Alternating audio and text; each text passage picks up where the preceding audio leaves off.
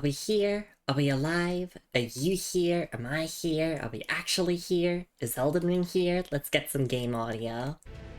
There we go. Hello, hello, hello everybody. Good morning, afternoon, evening, wherever you are in the world.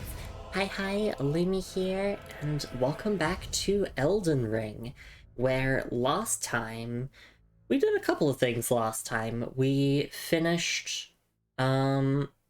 Oh my god, yeah, we beat the Shadow Tree Avatar, and then we started exploring the hinterlands and finishing up the questline at Manus Metyr with Count Ymir. And we came across the Shaman Village, which is probably one of the most important locations in terms of lore for the DLC. A lot happened last time. It's honestly just a blur in my head. So much happened so quickly. But tonight, we are going to be finishing up the rest of the Manus Metyr questline, hopefully. And then after that, we have two options for what we can do. Either we can go burn the Sealing Tree and head to the final dungeon of the DLC, or we could return to the Lands Between briefly, and there's a couple of the imbued Stone Sword keys that I didn't actually use in the base game, and I kind of want to use those and get all of the exclusive loot from those before, you know, we finish the game as a whole. So we're going to do that at some point. It's just a matter of, do we do that after the DLC, before the final boss, or do we do it like before the final dungeon of the DLC? That is the question that I am asking myself. But anyway, with that all being said and done, hello everyone. It's so lovely to see you all around. Hope you're all doing alright. Hello to my gorgeous wife, Moon, who's doing some Dark Souls Remastered kind of speedrunning practice, or getting through the game quickly practice for an upcoming relay event that she's being a part of. Hello to Melissa, hello to Looney, and hello to Glitch, and of course hello to any lurkers and VOD watchers. Hope you're all having a good one. I am doing pretty good myself. It's just been a relatively chill day. I've been working a lot behind the scenes on getting the Neo 3 review video out, hopefully sometime this week. I kind of want to play the game a little bit more, because obviously the more I play, the more I'll have to say about the game. I'm not going to finish the whole thing before I do the review video. That's asking a lot from me as someone who not only, you know, has got a ton of commitments, but also, you know, I'm streaming as well, so it's mostly just going to be like a first impressions video, kind of like what I did with Code Vein 2. But yes, lovely to see everyone all around. When the rings are Eldened, or where the rings are Eldened, actually, says Glitch. Thank you for the patties as well, Goblin. It's lovely to see you around. And hello to Clover Song, lovely to see you around as well. It is a speedrun, Moon says. Speedruns that don't go for world record pace exist. That is true. I guess I don't want to call it glitchless, but it's mostly a glitchless run. It's all bosses, mostly glitchless. Or actually, I don't think you're doing any glitches at all. I love those little creatures. Yeah, all the emotes are so cute. I want to also quickly do the shout-outs for Moon. Or no, sorry, I already shouted out Moon. You can tell I'm a little bit tired. I want to shout out Glitch. Oh, hang on. There we go. And I want to shout out Goblin.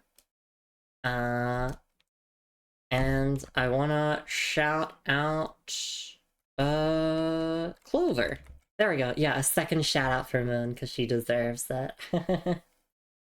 There we go. Moon says all bosses, one minor skip. Oh, okay, and one minor skip. So yeah, that makes sense. See myself out then. You don't gotta leave, Glitch. It's lovely to see you all around. Anyway. Yeah, I'm doing pretty good. It's just my brain is getting back into streaming Elden Ring. I know it's only been like a few days, but it's glitchless. No, you're allowed to be here. You're a friend. You're allowed to be here. We're just talking about the speedrunning stuff. But anyway, I guess we'll just boot up our save file, and we have only like one item we missed from the previous stream, so we're gonna get that, and then we're gonna continue on with the Manus Metyr storyline. Gotta time it so that I load my save file right as the music, you know, reaches the crescendo and climaxes. I know I'm just being silly. We're all a little bit silly here. Except Elden Ring lore. I'm very serious about Elden Ring lore. I'm very serious about Elden Ring, actually. Full stop. That's all I got left. Be silly, stay silly. Those are words to live by. But, yes, there is some ashes that we missed, or spirit ashes specifically. And I want to go and get those.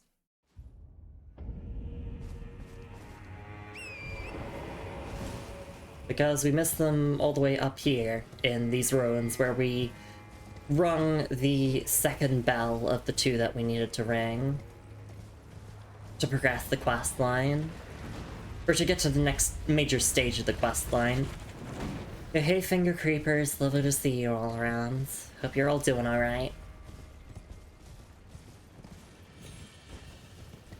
So I don't actually know where we're looking. All I know is that there's basically just a big hole that you can drop down into, and you can travel along, and then there's finger creeper ashes, or finger crawler ashes, I think they're called.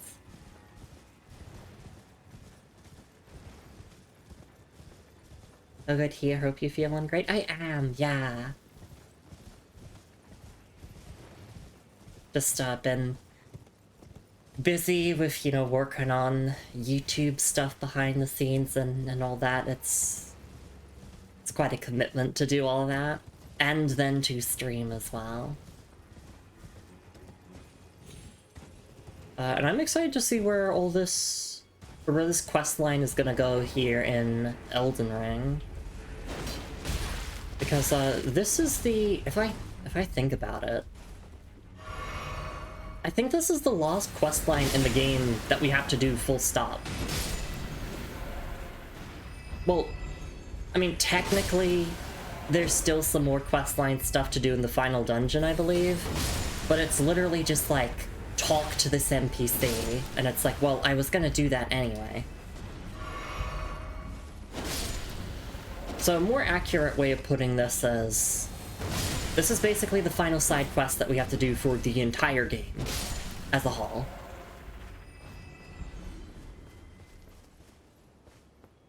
Alright, here it is.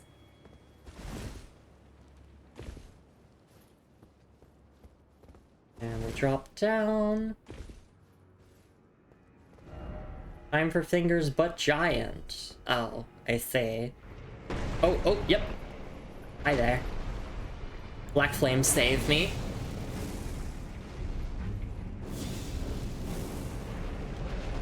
What do you mean that didn't hit?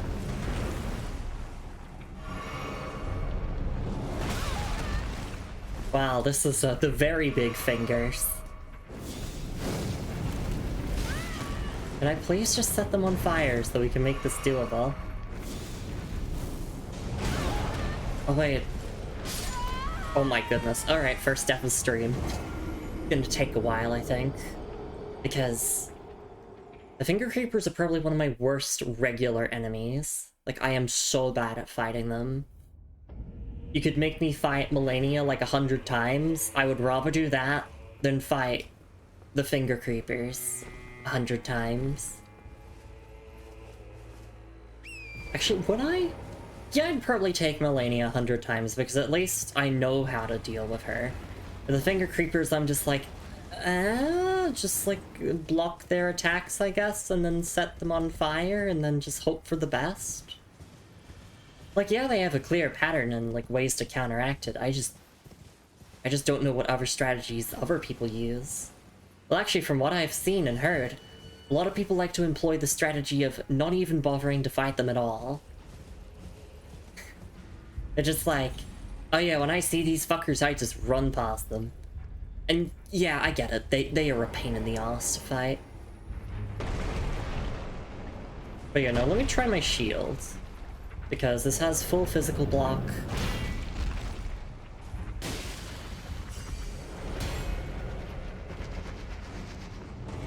I just have to remember all of the controls. Ow.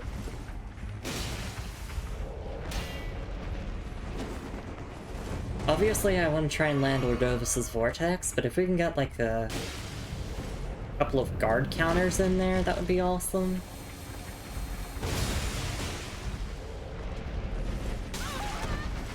You could take Melania 100 times in a row. I don't think in a row.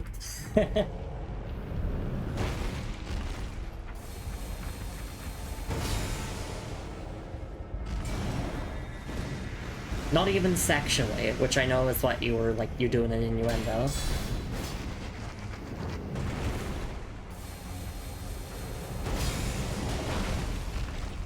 Please, just die.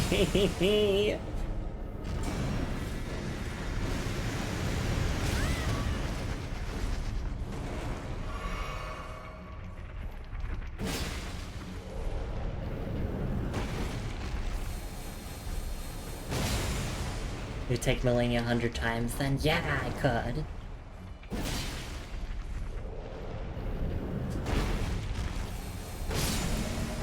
Okay, there we go. Whew, what a final boss fight that was. Finger Creeper Ashes. There we go. Why is it always dung? Actually, we can read the item description now. Alright. Finger Creeper Ashes. Ashen remains in which spirits yet dwell. Used to summon the spirit of a finger creeper. Devoted to its summoner, this young, diminutive finger creeper eagerly restores HP. They are ever so fond of their mothers at this tender age. Okay. Right, we also heard about the Exalted Mother, who presumably is, like, you know, the mother of all of the finger creepers. Which is pretty interesting. Obviously, we'll get more on that as we continue throughout this quest line. We just, like... We know the origins of these enemies now, at the very least. Alright.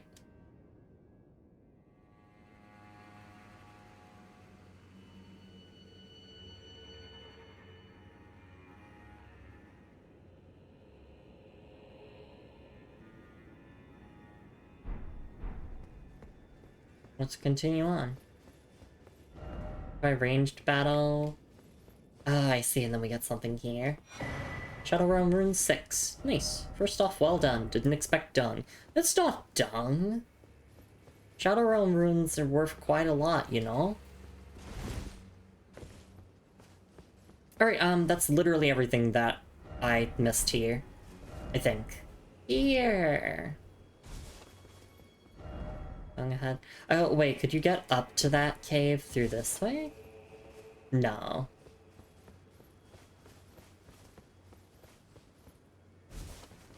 I'll just check the vicinity again.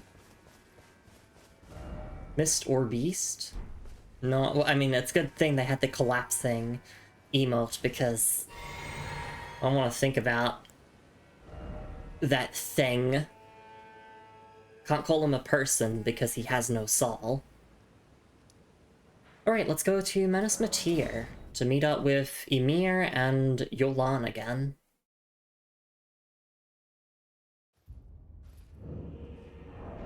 So just quick context again. Ymir has tasked us with ringing the 2 bells at the Finger Ruins, and Ymir at least seems to take care of the fingers, and also is a glintstone sorcerer. And is pretty based, actually, but also a little bit nihilistic. He's a lot of things. And then Yolana's just a hot lady knight, essentially. I'm gonna put my weapon away.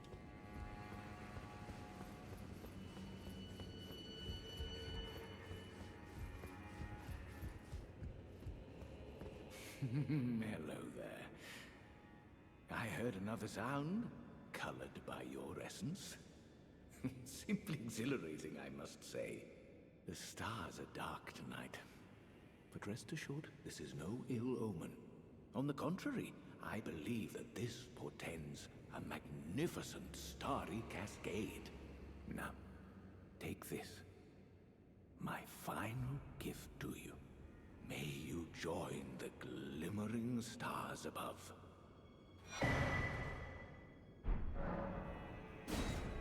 Oh yes. I believe I can feel it brewing. This evening is a sign of a greater night to come. Okay, ask about the nature of the world. Do you recall what I said? That Marika and the fingers that guided her were unsound from the start? Well, the truth lies deeper still. It is their mother who is damaged and unhinged. The fingers are but unripe children, victims in their own right. We all need a mother, do we not? A new mother. A true mother who will not give birth to further malady. May you join the glimmering stars above. Oh yes. I believe I can feel it brewing. This evening is a sign of a greater night to come. May you join... Oh yes, this evening... May you join... Alright, there we go. Let's look at the map that he gave us, and then we'll talk to Yolan. Okay, Ruins Map 3rd. Simple old map, faded and dirty. Acquired from Count Emir, High Priest. Indicates a third and final hallowed ruin, distinct from those shown on the first two maps. May you join the glimmering stars above.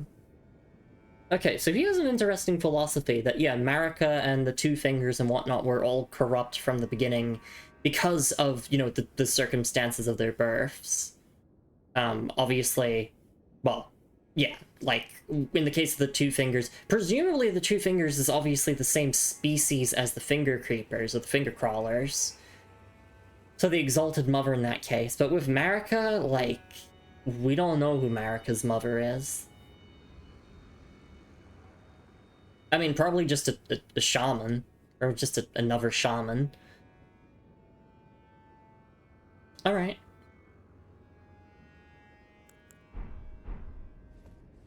Now we need to talk to Yolan, and then after that we need to reload the area. I told you once, I've no interest in companionship, but I must admit, Count Emir did seem very pleased. Perhaps an exception is in order. Emir is a shining star, in our eyes, the only star upon the black canvas of the night. Our meeting with the Count taught us of the star-draped sky.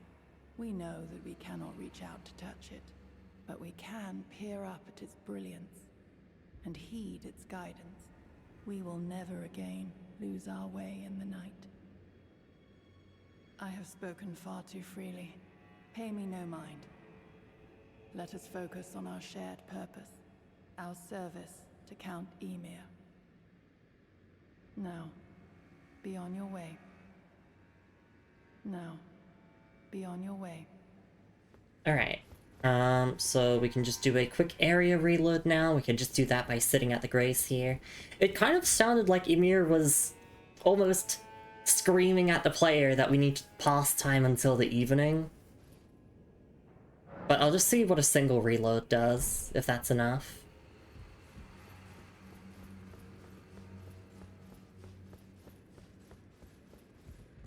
Now, be on your way. Well, Emir's not at his throne anymore, which is good, because that's what we wanted. Examine.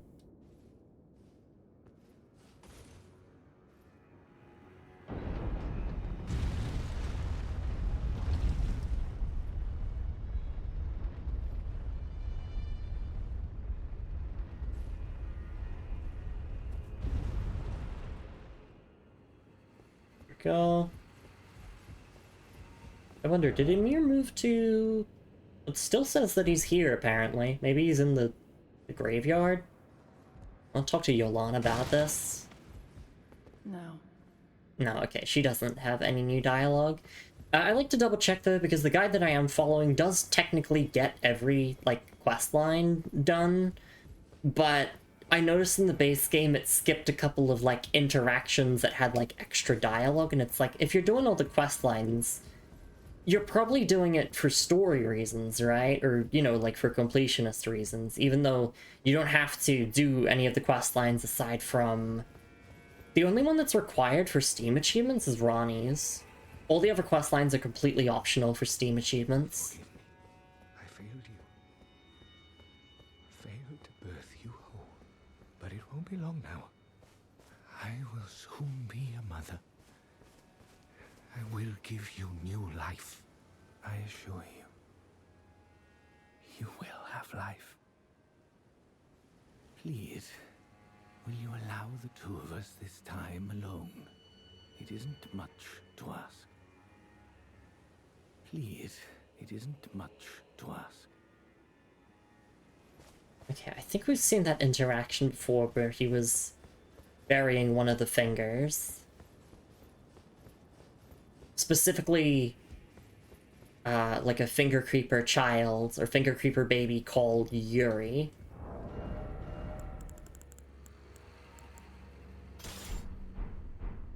Alright. I'm just gonna double check my notes before we head down here. Just gotta make sure that we're not, like, skipping any steps or anything. So, yep, we talked to Emir and Yolan, and then, yep, exhaust Emir's dialogue, reload the area until he leaves his throne, examine the throne. Alright, and then we go down there, we do some stuff, and then we go and talk to Yolan. Perfect. So this is where the third and final finger ruins are.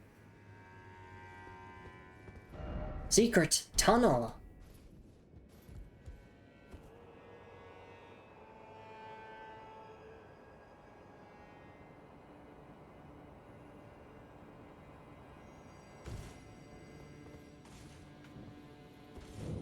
The finger ruins of Metyr. Praise the Elden Ring, all the more visions of gorgeous view. So lonely ahead, but then, gorgeous view. Fingers ahead? Yeah, you can see them right here. Outsider ahead? Alright. Fort Evening? Sword Hand of Knight Anna.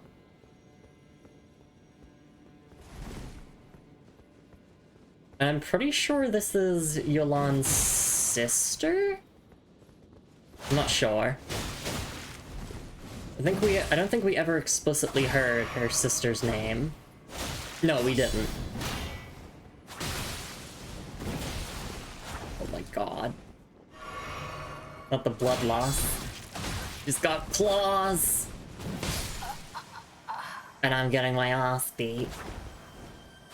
Oh no, does that mean I'm gonna have to, like, reload the area again to get Emir to move off of his throne? We'll have to see.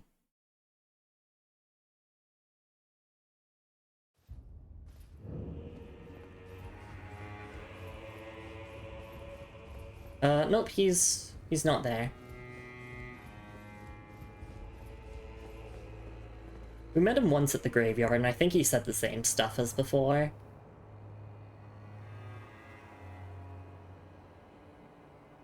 Which either is an oversight by the developers, probably not, or, you know, like, actual storytelling that he keeps repeatedly calling, you know, one of the young fingers Yuri, and they keep dying over and over because their birth is, like, imperfect or whatever.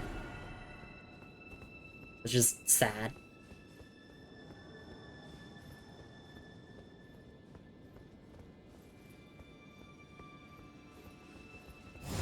Please don't parry this.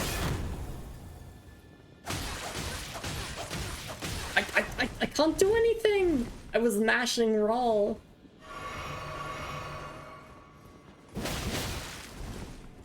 Oh, how far fist weapons have come.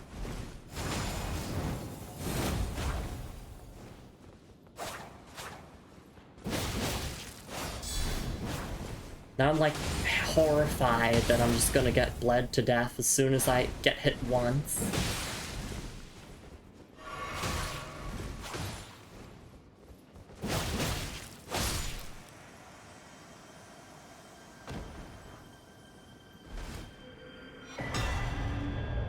There we go. Sword Hand of Night, Anna has died.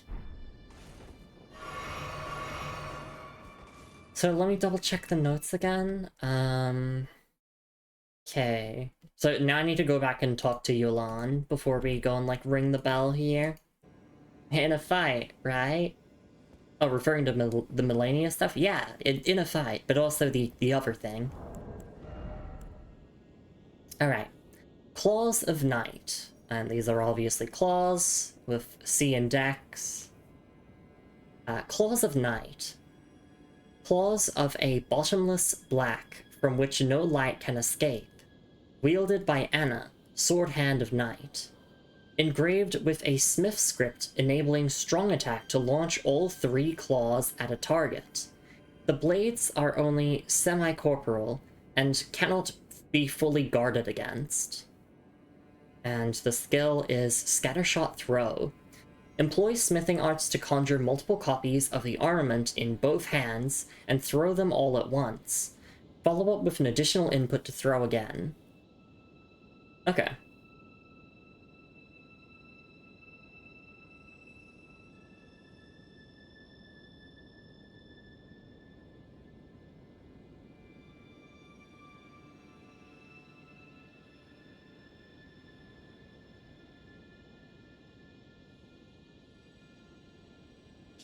I'm just looking at this again.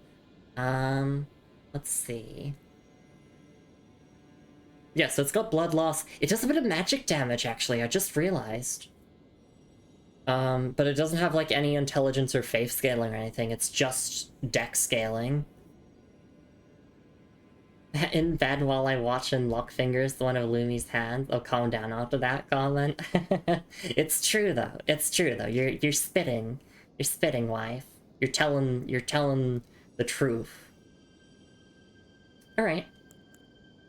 Yeah, also in a fight, yes. Yeah, both.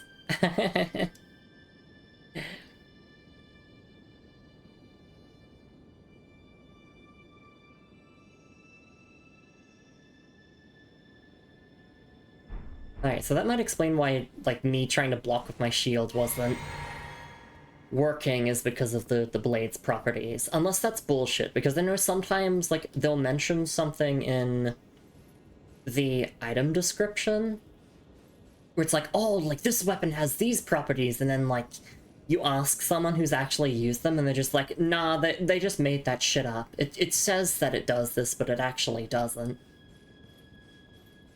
Meet potential weapon. Yeah, I'd rather just use the iron balls or the, like, star fists weapons instead of the claws, but if I had to use claws, those are pretty cool.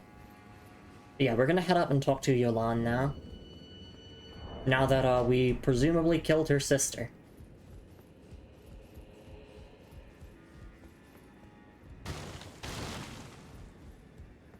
Now, be on your way.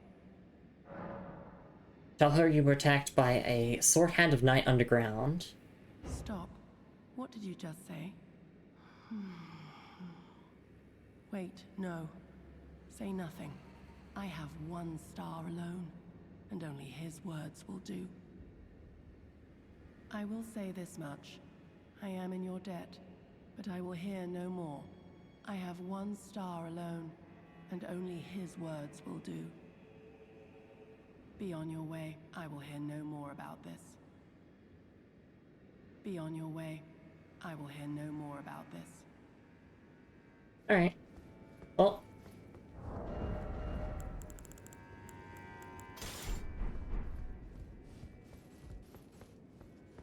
Actually, I wonder if the Sword Hands of Night were also born by the Exalted Mother, because we know that they were born deep underground. Like, the Sword Hands of Night are not just, like, humans or tarnished or whatever. They are, like, their own separate race, essentially. And their armor also intentionally very much, and the descriptions talk about this, the item descriptions mention they have the fingerprint engravings on them, making me think that they, like the Finger Creepers and Yolan and the like, all share the same mother of, well, the Exalted Mother. I see the bell up here, which we do need to ring, but there's also loot around here. Finger Weaver's Cookbook 2.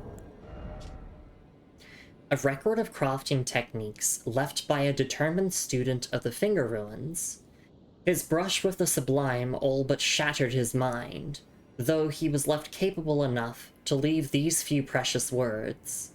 Acquire the knowledge to craft the following. Fingerprint Nostrum. Okay.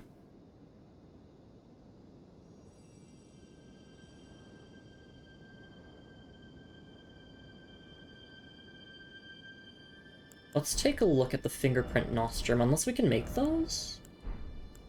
Or unless we had some of those in our inventory already, I mean. I'm guessing it's a consumable. Fingerprint Nostrum. Where are you?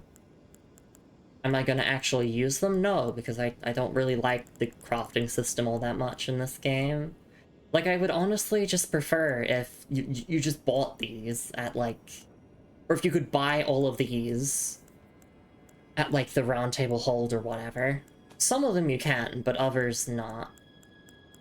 I know it's to incentivize you picking up, like, all of the crafting materials in the open world, but it's like, do we really need that? Does every open world game have to have a crafting system?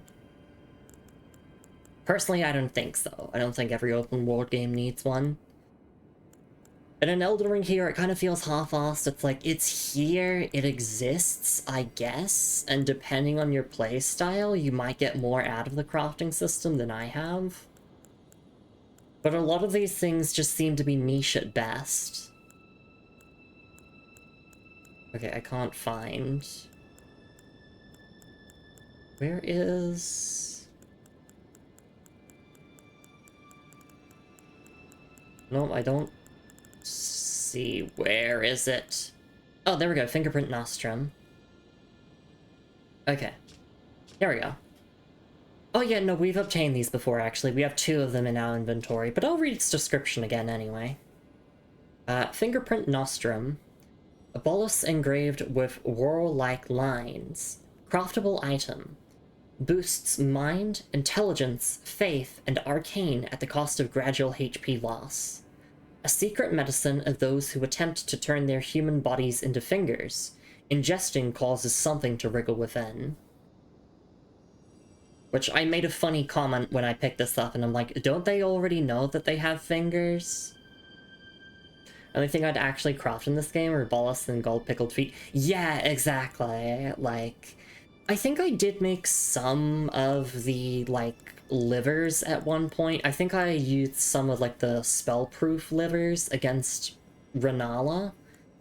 But other than that, it's like, yeah, like, I'd rather just, I'd be able to buy this stuff from a merchant. Just another open world crafting game, SMH. Yeah, oh my gosh, Elden Ring is slaw. I would never say that seriously.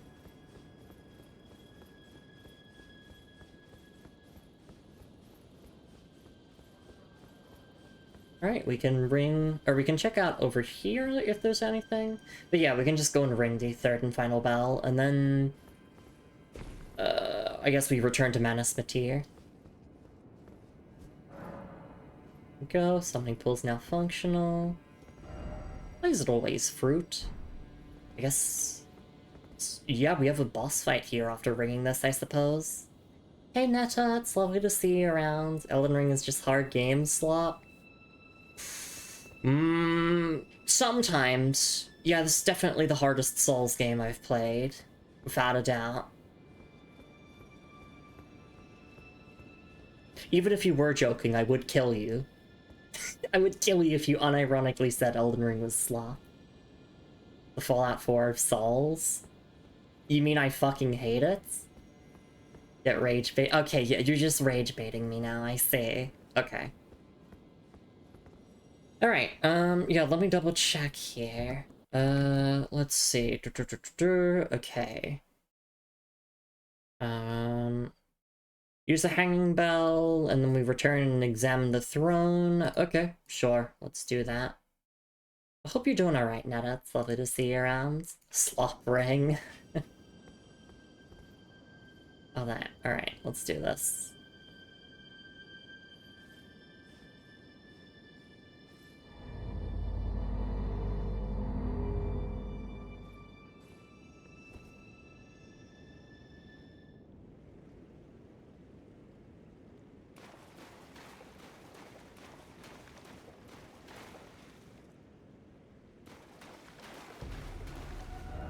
Monstrosity head. Yeah! Hi, Metyr.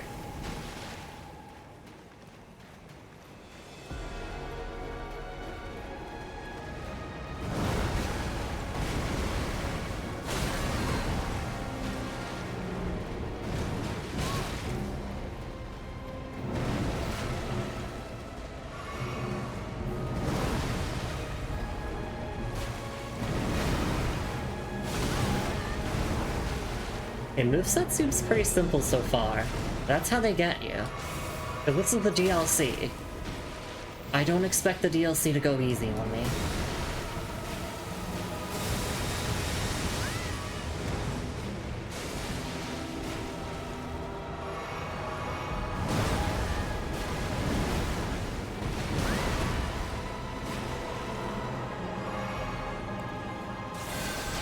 I think I'm just dead here. Knocked out of the air.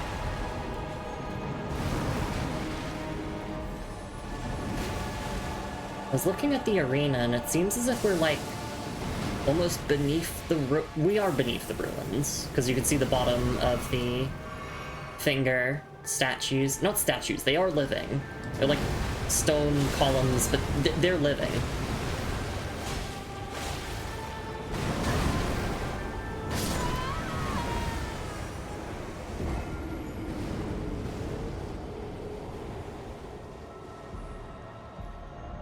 Alright, go back to the stake up. Actually, double checking. Did I?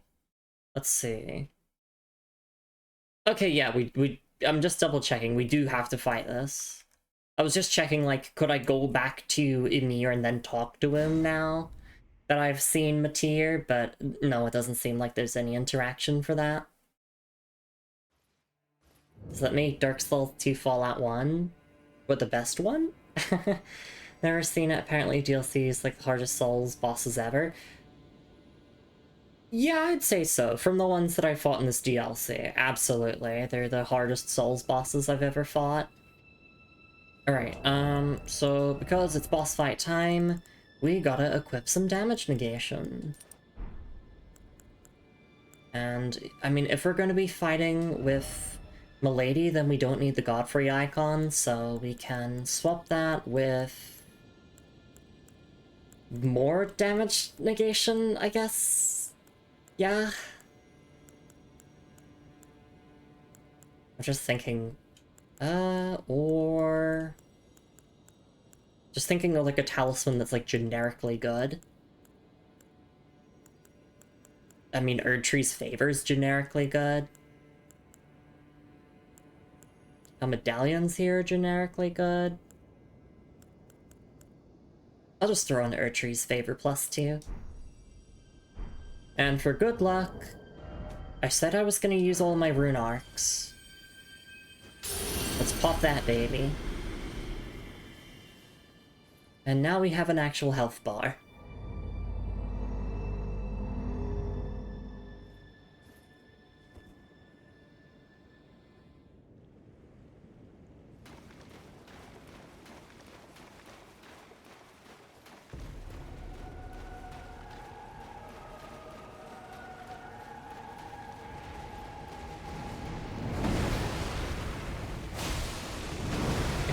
Can't target any other part of her body, it's just only the head.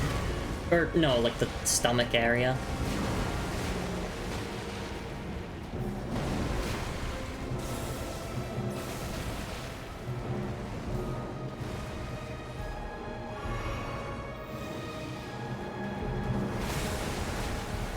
run away from this.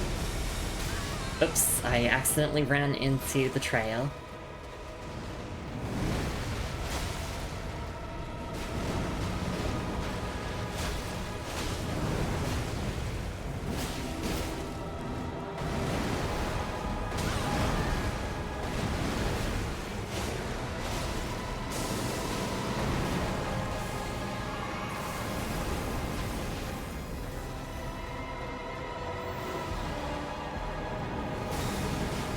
Okay, and then just stay here, we're fine.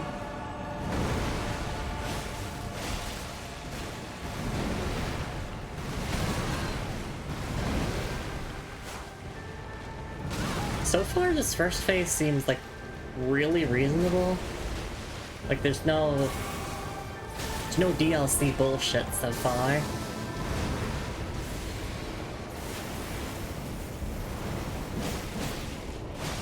Yeah, it seems like she takes the most damage from the front there. Probably from the head. Well, the finger. The finger head.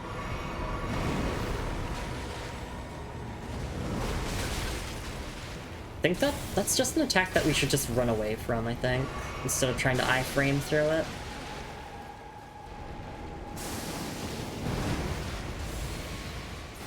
Oh, free damage.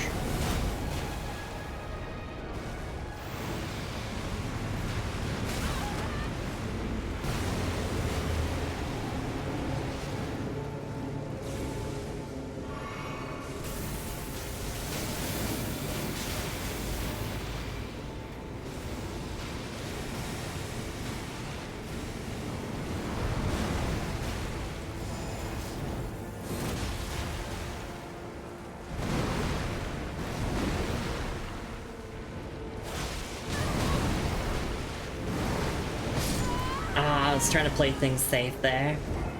Okay, so yes, there's the second phase. That's where things get a bit more spicy, it seems.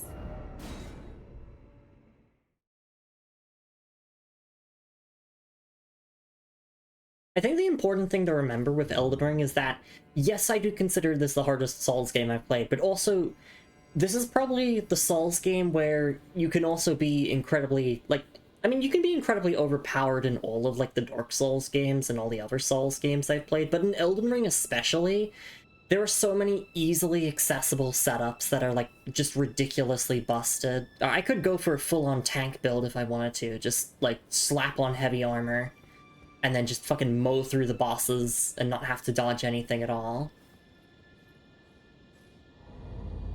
It's just like Dark Souls 1 all over again. Slap on the equivalent of Havel's armor, you're good to go.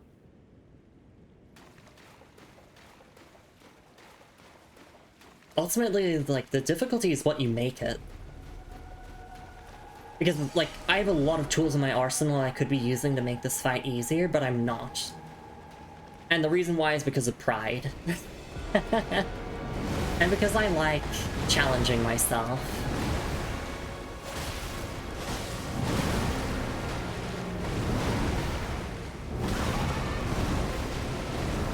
Okay, that third slam comes in a lot faster.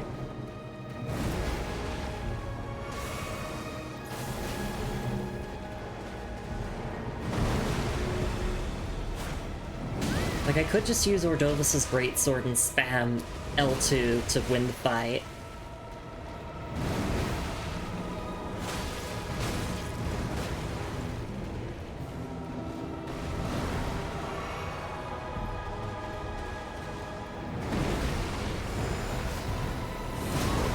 Okay, that was not a safe punish window, but it was, you know, like, it's good damage whenever I can land it.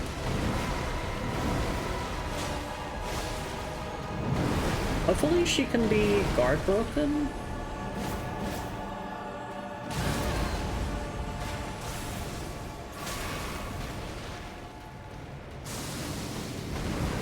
The body itself is like a massive hitbox during some of these moves, so I need to make sure I'm at the right spacing, otherwise I just get hit not necessarily by her attacks, but just by her body.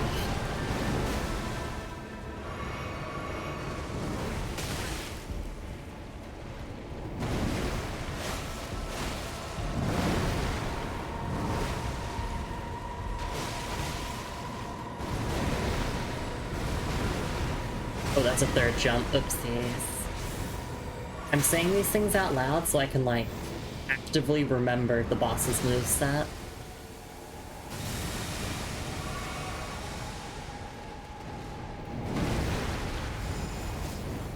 I think I'm getting hit there. That's fine. We can trade blows.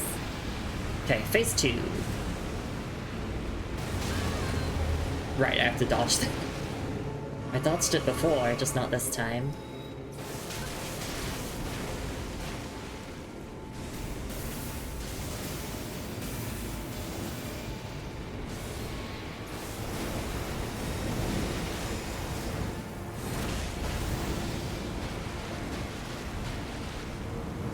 The Beyblade! Damn it.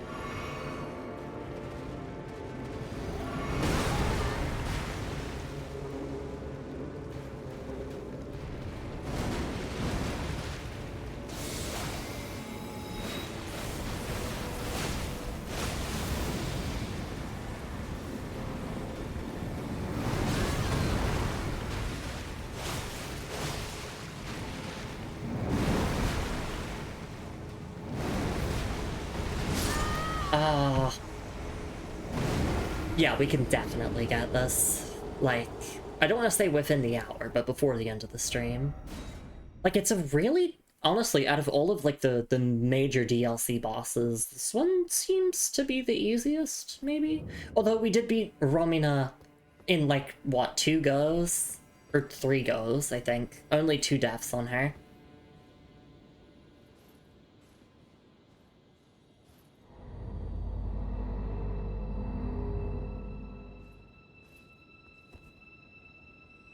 But also, we nearly have maxed out Shadow Tree Blessing, which also is making things a lot easier.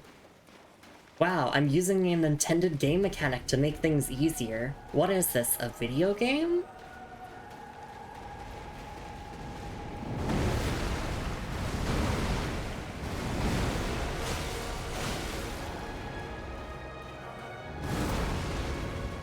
Jump punch?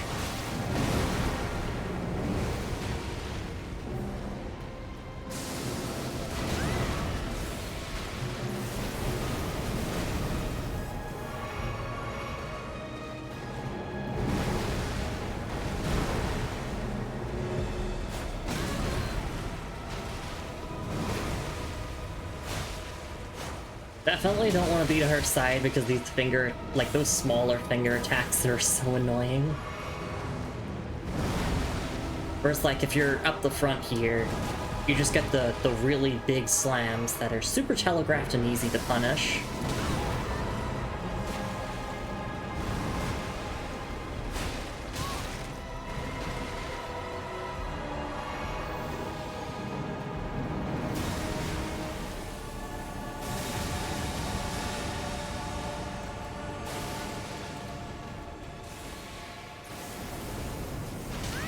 You know, I never actually really used my incantations during boss fights, but...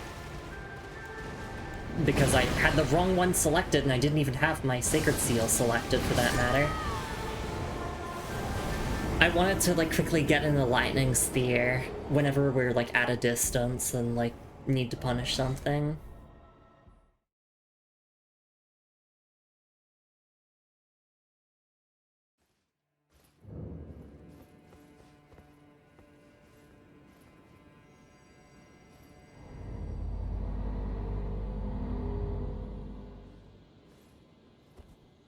We'll give this a couple more attempts and then we'll take a stretch and hydrate break. Who knows, maybe I just, like, play really poorly for the rest of the night and this is all we're doing in this stream.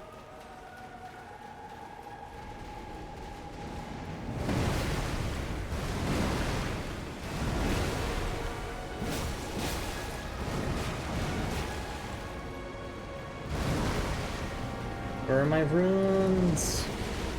I don't really care for them that much, actually, but I had a decent bounty on me. Okay, punish with this. Nope, that was out of range. Punish with this. Nope, that's also out of range. This is why I just stick to melee for the most part when it comes to boss fights. Because I know how to stand directly in front of something.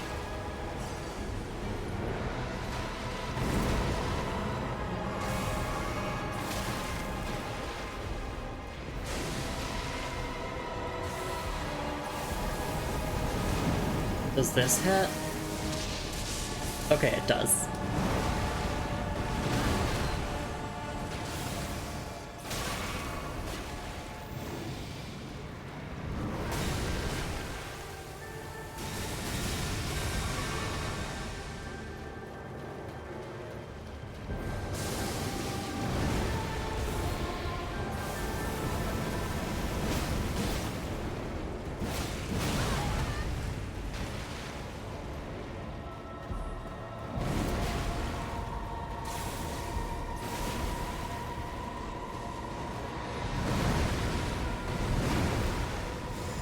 I think I'm getting hit here.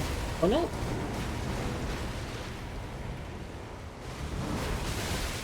Just, yeah, you do not want to be at the sides of this boss because those attacks seem to be the most painful to deal with.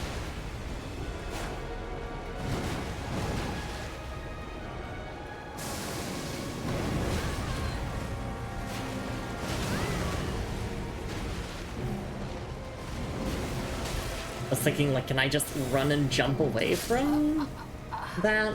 You know, because, like, you do have a bit of momentum when you run and jump. That didn't work. Them's a lot of fingies. It sure is, Glitch. It's the mother of fingers. And hello, Sharks. Thank you so much for the lurk. Really do appreciate it.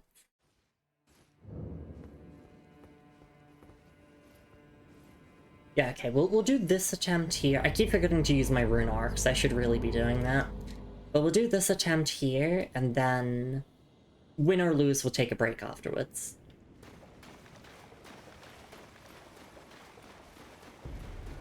It's such a simple boss, like in concept. Very telegraphed moves.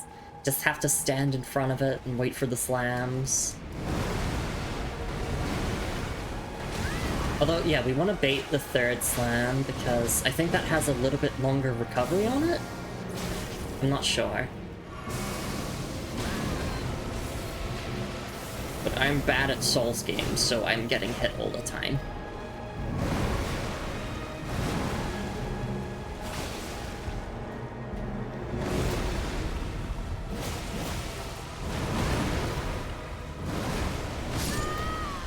Alright, let's take that break. I clearly need like a quick mental reset to get back into it. Alright, let's go Lost Sight of Grace visited. We can do like a proper run back and see if Emir or Yolan actually have new dialogue. Emir's not gonna go back onto the throne until we're done with this, but... Oh, Yolan is gone. Oh. What about the graveyard?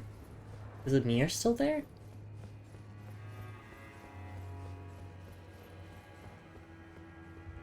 No. Both of them have just gone completely missing. Well, that's foreboding.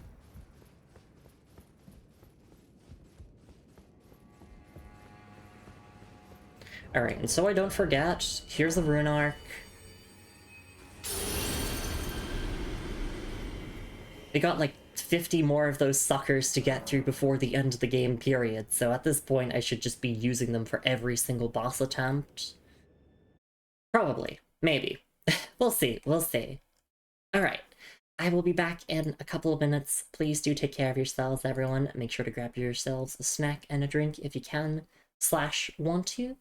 And we'll be back with more attempts to take down the Mother of Fingers after short little break. I'll see you all then. Take care, everyone.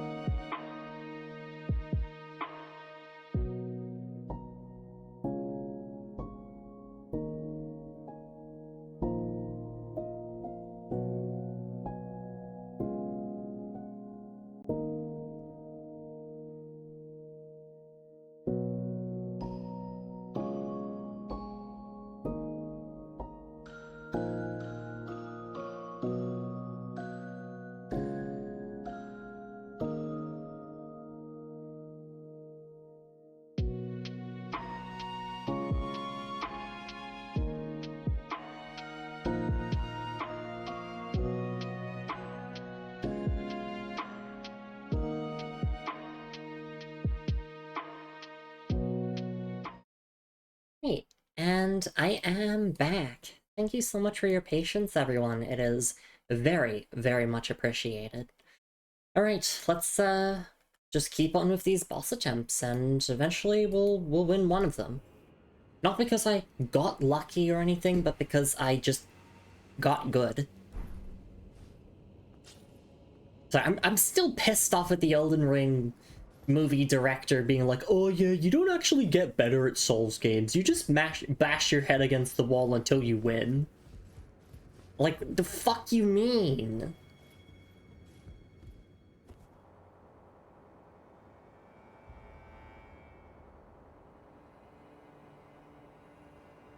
Well, hopefully I'll be done with, you know, Elden Ring here before the movie comes out.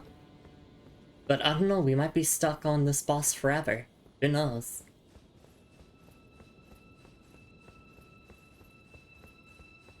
No, honestly, it's at this stage where I just have to start, like, optimizing my punishes a bit more. Because sometimes, like, you know, the boss will do, like, a really big opening, and all I'll do is just a single light attack, and it's like... Girl, you're not gonna win anytime soon if you're playing like a pussy. Like, obviously, you gotta play things safe, you know, you gotta make sure that you don't overextend with your offense. But get your punishes in! Get those jump attacks in, get those heavy attacks in. Whenever there's a window to safely land them, I need to be doing that, because otherwise we're just gonna be miserable and die.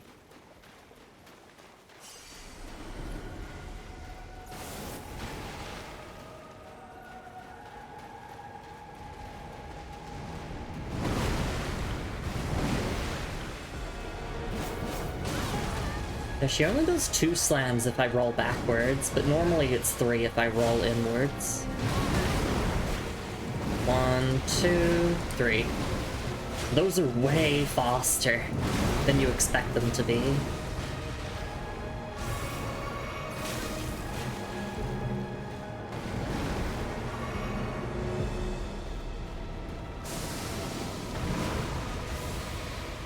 And this is like one of our biggest punish windows.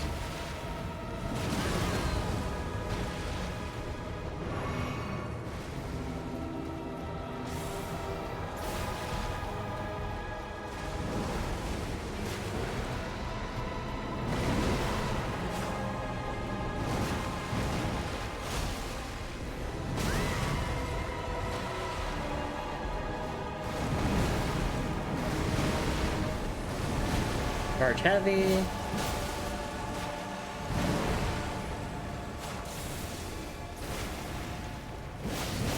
But yeah, we can't be too close, because otherwise we just get punished by these attacks. The side ones.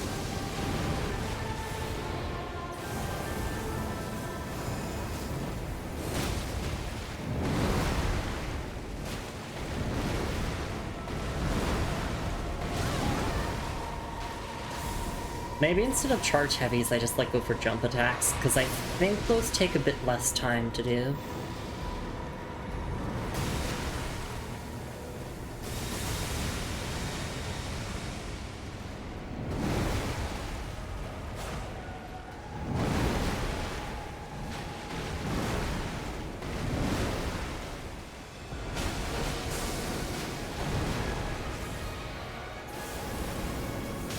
I thought I could run past that. I nearly got it.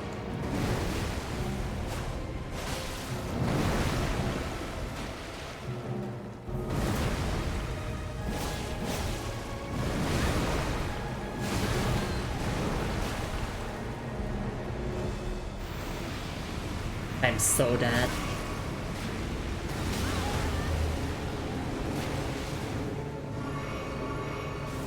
Let's just see if we can, like, survive in phase 2 for a little bit longer. So a lot of the moves are still the same. Of course, we gotta watch out for the little fingers as well now. Oops, okay. So that's like multiple consecutive shots now.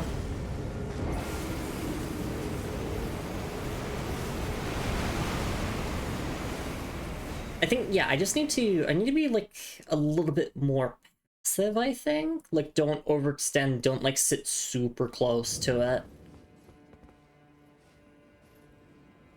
Just, like, run in, get a light heavy, or, like, run in, get a, like, jump heavy, and then back off.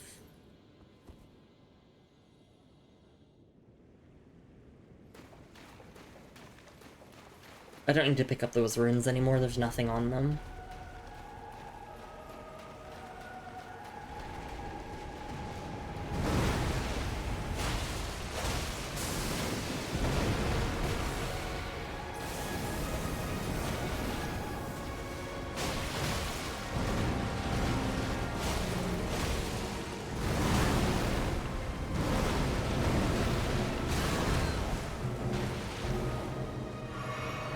Maybe I take some, like, magic damage resist.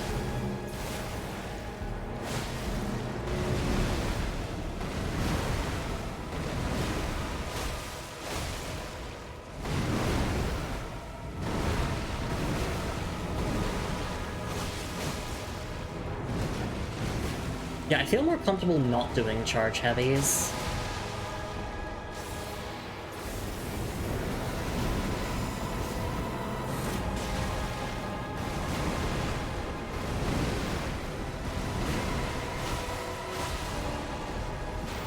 Okay, run away from this. And I just have to time my roll, like, when it starts getting brighter. 1, 2, 3... Oh wait, did I just dodge that by walking? I hope I did.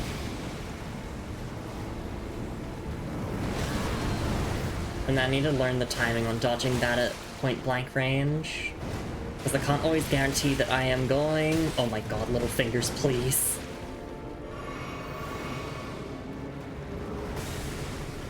I can't always guarantee that I'm going to be super far away for when the spinny move comes. Oh yeah, you can just dodge that by running. And practice dodging this. Oh wait, this is a new move. Big lasers.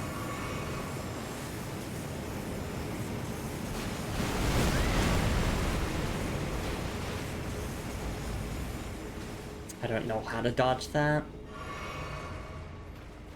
Well, I mean, obviously just get the timing right, or I think just keep running, maybe?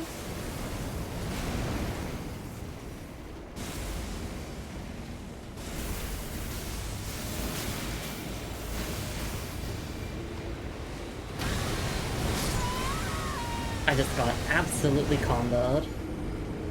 Okay, that's a good thing though, because we're getting to see more of like the Phase 2 exclusive moves, and I mean, I talked about it with Shadow Tree Avatar, not last time, but the time before, but basically, like, normally I have, like, 1 or 2, like, problem moves. As soon as I learn how to deal with those problem moves, the rest of the fight is gonna be easy peasy.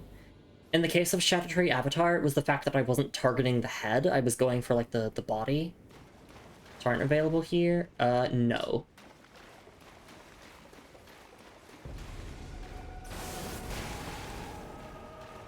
But it definitely would make it easy if we could just walk right around.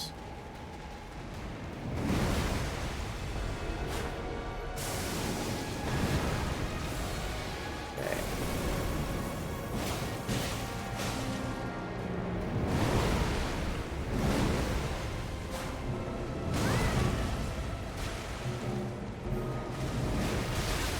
Yeah, that attack is fucking brutal because it's the you were standing to the side too much move.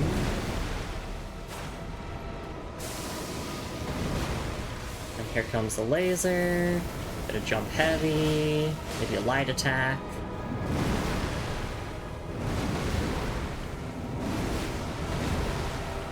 He didn't do the third hit.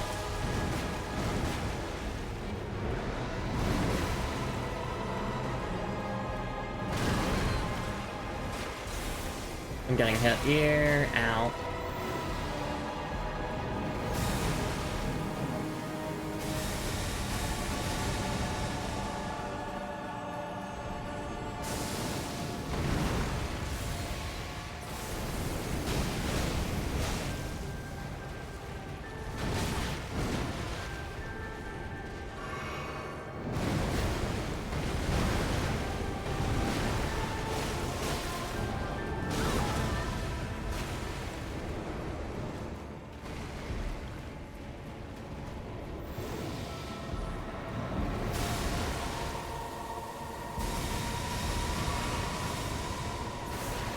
Oh, I'm pretty sure I could just dodge that by running as well. No need to, like, time a roll.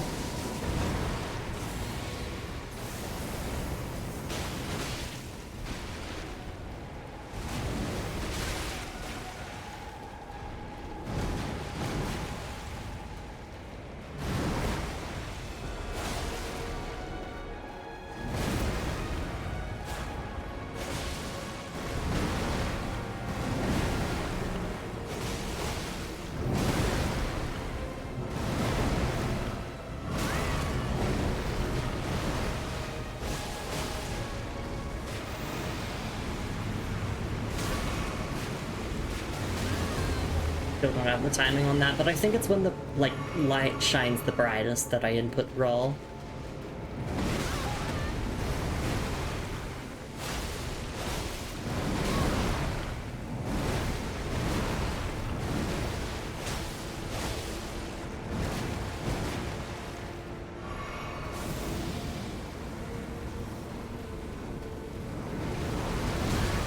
Ow.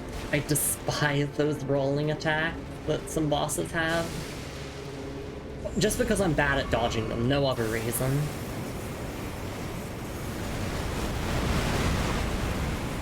So let me just turn my camera here.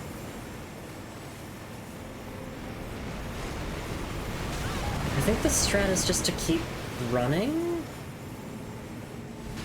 I'm not sure what to do there. Because yeah, it's not the main laser you're concerned about, it's like the follow-up destruction.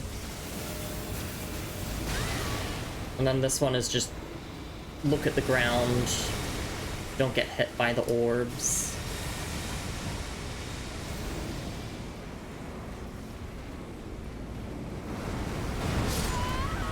But it's like, the roll timing for that depends on the distance that you're at.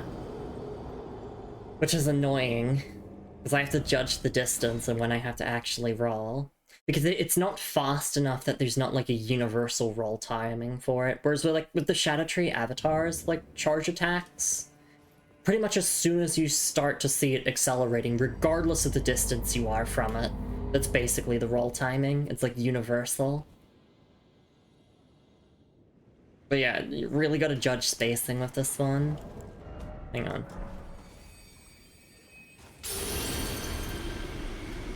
Gotta give ourselves some good luck with the Runar.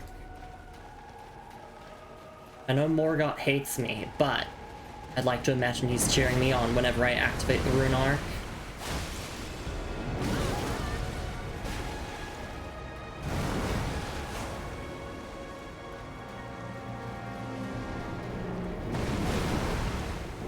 One, two, three, bam, bam. 1, 2, bam.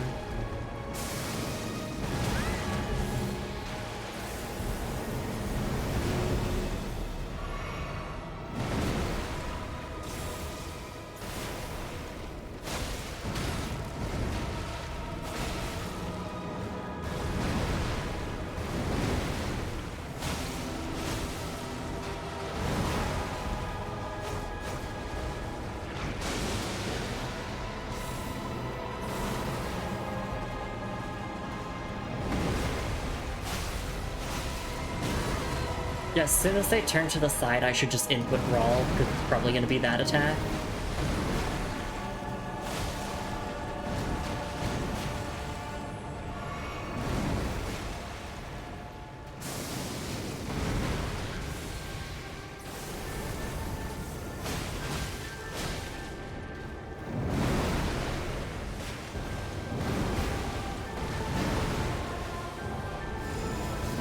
Yeah, I was taking a gamble on that one. That was not safe.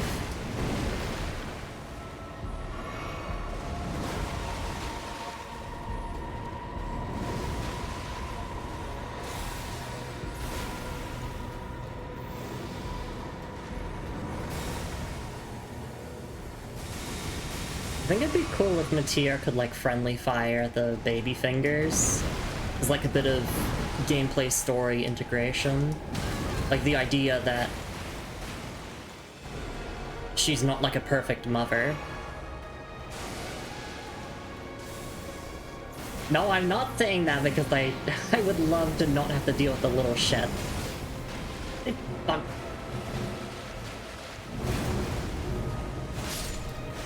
Okay, I mean, they die in one hit, but the amount of times I've been hit out of the sky with that.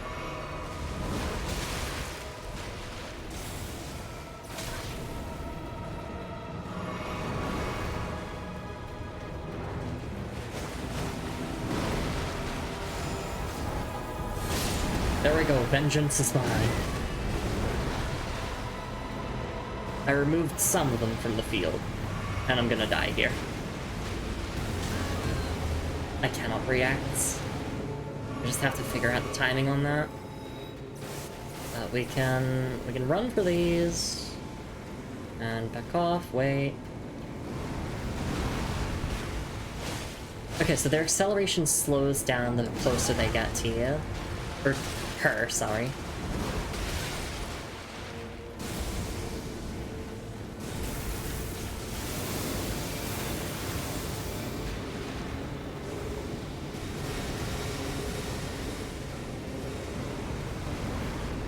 Which means that we can just completely avoid the attack if we're at a distance like that.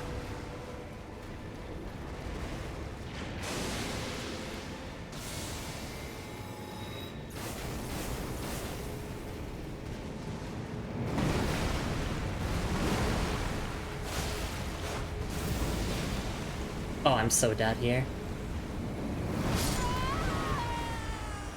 Yeah, there's just a couple of moves that I have to learn to properly dodge, and once I can dodge them, the rest of the fight is in the bag. And gamer, that's me! Hey Floats, lovely to see you around. Hope you're doing alright. We're currently fighting Metyr, Mother of Fingers. And, I feel like she's a pretty easy fight, it's just there's a couple of moves that I just don't know what to do, really. Or, it's not that I don't know what to do, it's just I haven't experimented with different options enough for it. Lumi, what about using your shield? No. I only use my shield for non-boss fights. I don't know why, I just like dodging everything. It feels satisfying.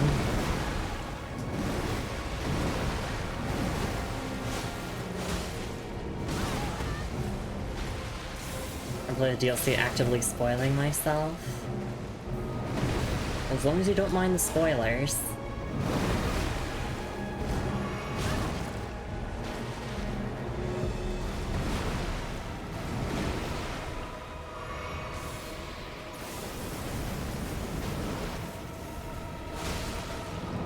Don't probably never play it. I was also gonna say, I know you don't, like, really follow the story and lore of Elden Ring either, so none of this really makes sense either. To someone just looking and trying to understand what's going on.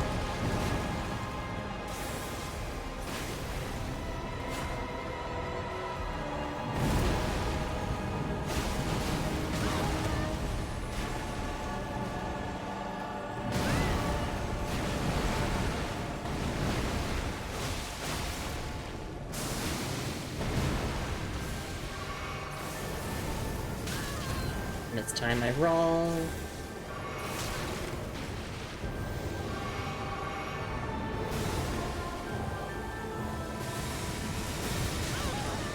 Oh my goodness. Oh, that was embarrassing.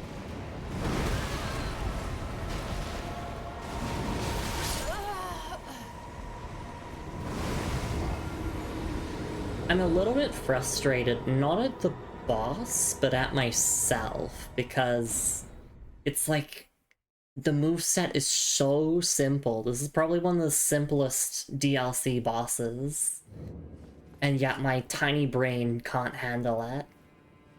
But I'm not gonna self-deprecate, I'm not gonna be negative, because if I do that, firstly, it makes the stream less fun to watch. Secondly, it's not good for my mental health. And thirdly, it's not gonna help me beat the boss any quicker. I just have to lock in and get better, one step at a time.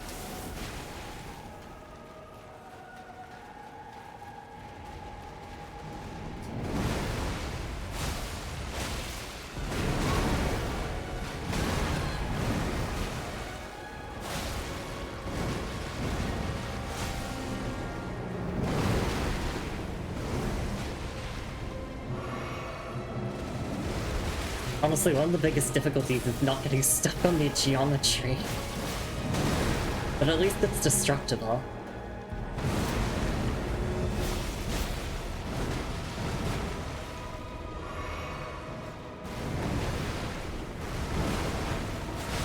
Oh damn, you went for the third one. You normally don't go for the third one when I roll in. She's misbehaving.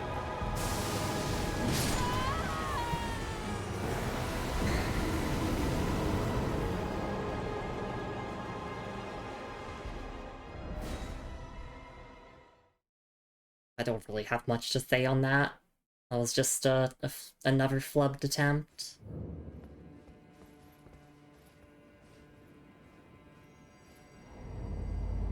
But we got the rest of the stream to do this in the stream after and all that. I mean, I would love if we got it in this stream. But who knows? We'll have to see.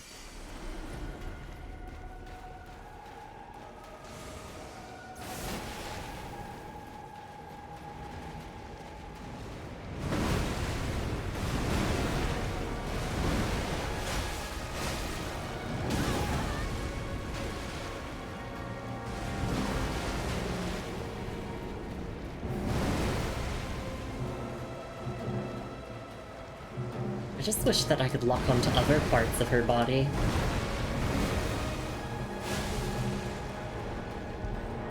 Just to give me some other options for like where to put the camera.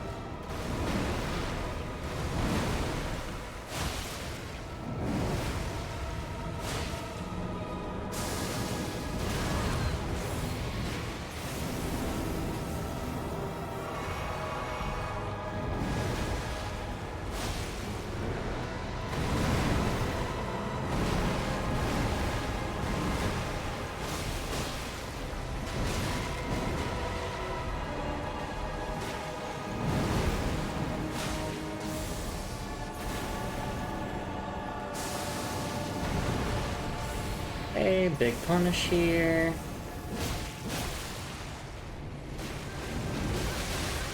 I don't really know what to do with that attack other than just like panic roll or create distance. Oh, there we go. Okay, she can be staggered. That's huge. Because obviously the more damage we do, the sooner the fight ends. It's gonna be phase 2 here.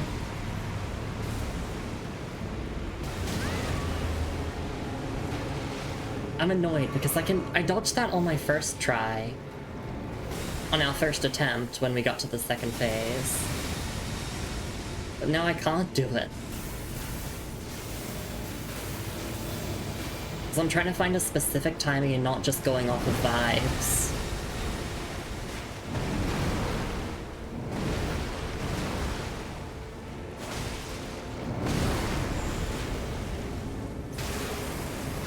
I'm just dead here. I don't know what to do. Do I, like, roll into it? Like, turn my camera and roll into it? I don't know. Do I get closer to the boss and, like, sit between those two areas there? I don't know.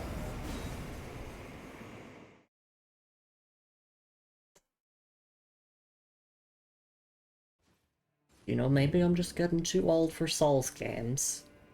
But it's getting harder and harder for me to figure out what the Souls bosses want from me these days. Back in my day in Dark Souls 1, the boss would raise their weapon and then slam it into the ground, and that was it. No fancy schmancy gimmicks or second phases.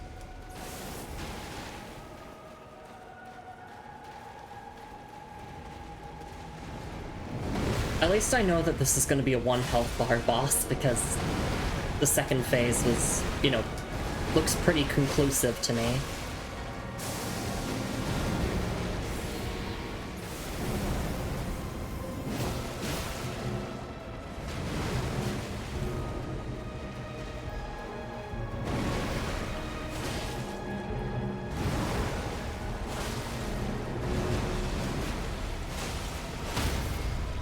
There we go. Yeah, it's mainly just phase 2 that I'm struggling with. Phase 1 is mostly fine.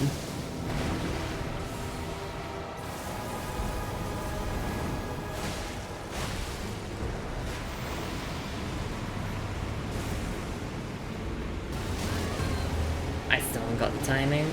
For sure all the DLC bosses so far have been 1 health bar bosses. Shadow Tree Avatar is 3 health bars.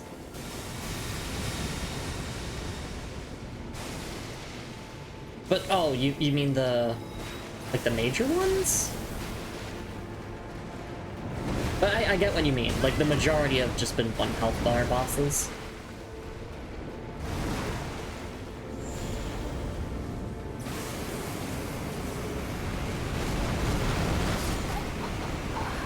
I'm getting a little frustrated. I don't mind backseating of how to deal with these specific moves, because I got no clue.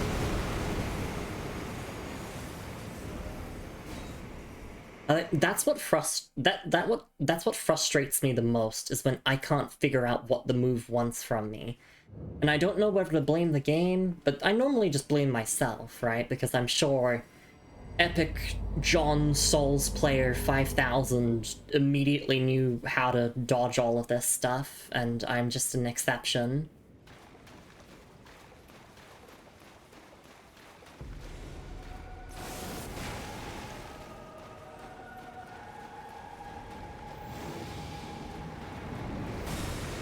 It looks like I can go closer to the boss, maybe, during that move. I'll experiment with that.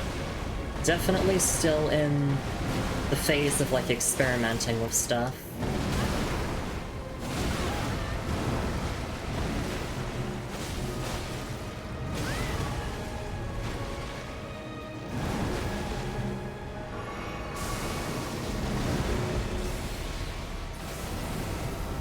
If anything, I just get pissed off at myself for making the same mistakes over and over.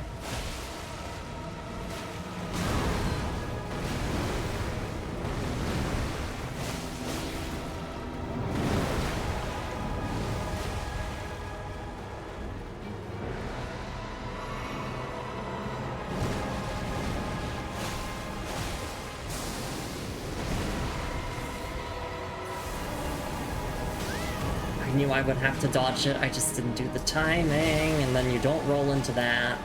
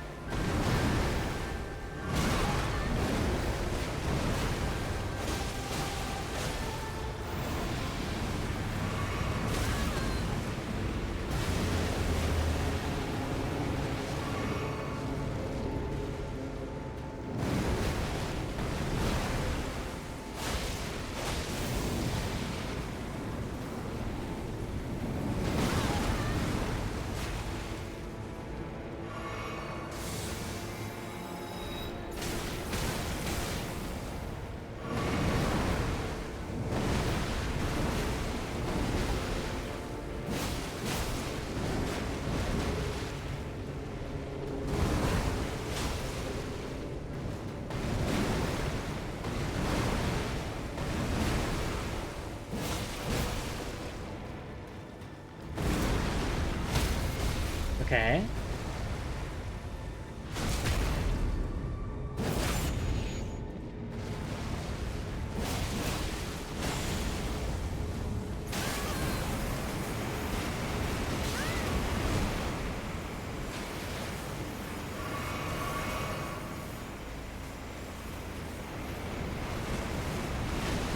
Wait, is that literally it? You just sit here?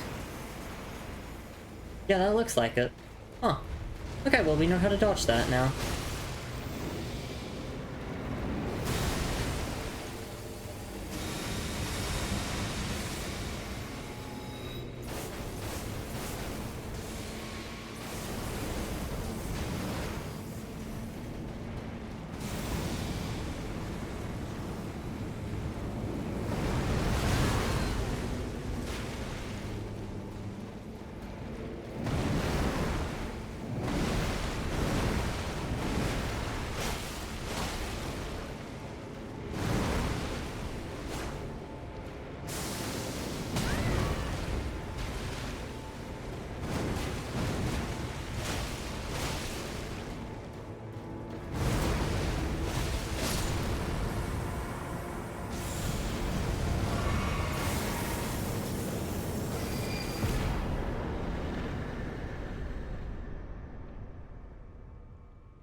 There we go, we got it. I'm a little upset I didn't get to, like, figure out the exact timings for some of those moves, but all that matters is that we won. That's all that matters, is that we won. Nice, Remembrance of the Mother of Fingers. Oh, that's another remembrance down. And I think that would be the second lost remembrance, I think. Because yeah, the lost one would just be the final boss, right? Unless there are like a couple of other bosses in the final dungeon. Or like remembrance bosses in the final dungeon. Oh. Yeah, I'm really curious how to like dodge that spinny Beyblade move a bit more consistently up close, and like how to dodge the phase 2 transition move, because like there's definitely a timing for dodging it, right? It's just I didn't really get it that much. Find a gap in the laser attack, at least the second and third spin. No idea how to avoid the first one. Yeah, up to like shrug. No clue. But there we go, we did it. Another point into Dex, thank you. And before we go back to Manus Metyr and like finish the quest line there, we got to do item description reading. Because I want to know more about Metyr. Alright. Remembrance of the Mother of Fingers. Remembrance of Metyr, the Mother of Fingers, hewn into the Shadow Tree. The power of its namesake can be unlocked by the Finger Reader. Alternatively, it can be used to gain a great bounty of runes. The mother of all two fingers and finger creepers was in turn a magnificently gleaming daughter of the Greater Will, and the first shooting star to fall upon the lands between. Yeah, there you go. There's explicit confirmation that yes, Metyr birthed the two fingers. And of course all the finger creepers. Okay, yeah, Mother Two Fingers, Finger Creepers was in turn a magnificently gleaming daughter of the Greater Will, and the first shooting star to fall upon the lands between. Alright.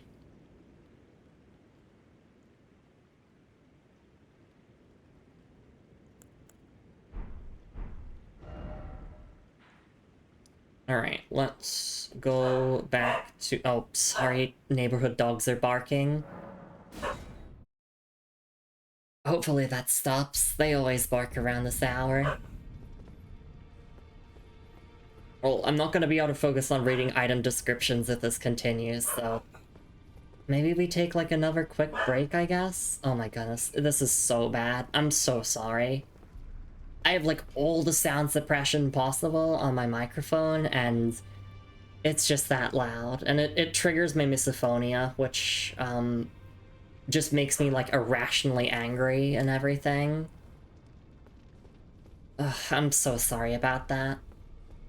But it's not anything I can control. I just wish people got their dogs, like, under control. They should not be barking like that.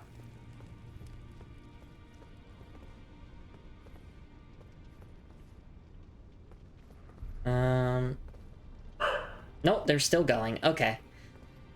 I'm kind of mood ruined by that a little bit, I'm not gonna lie. Like, well, I'm not gonna read anything if they're barking over it the whole time. So, yeah, maybe we take, like, a mini break here? I don't know.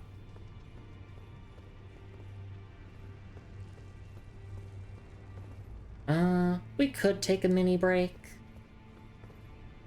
But also, it's like, it seems to have stopped. I don't know.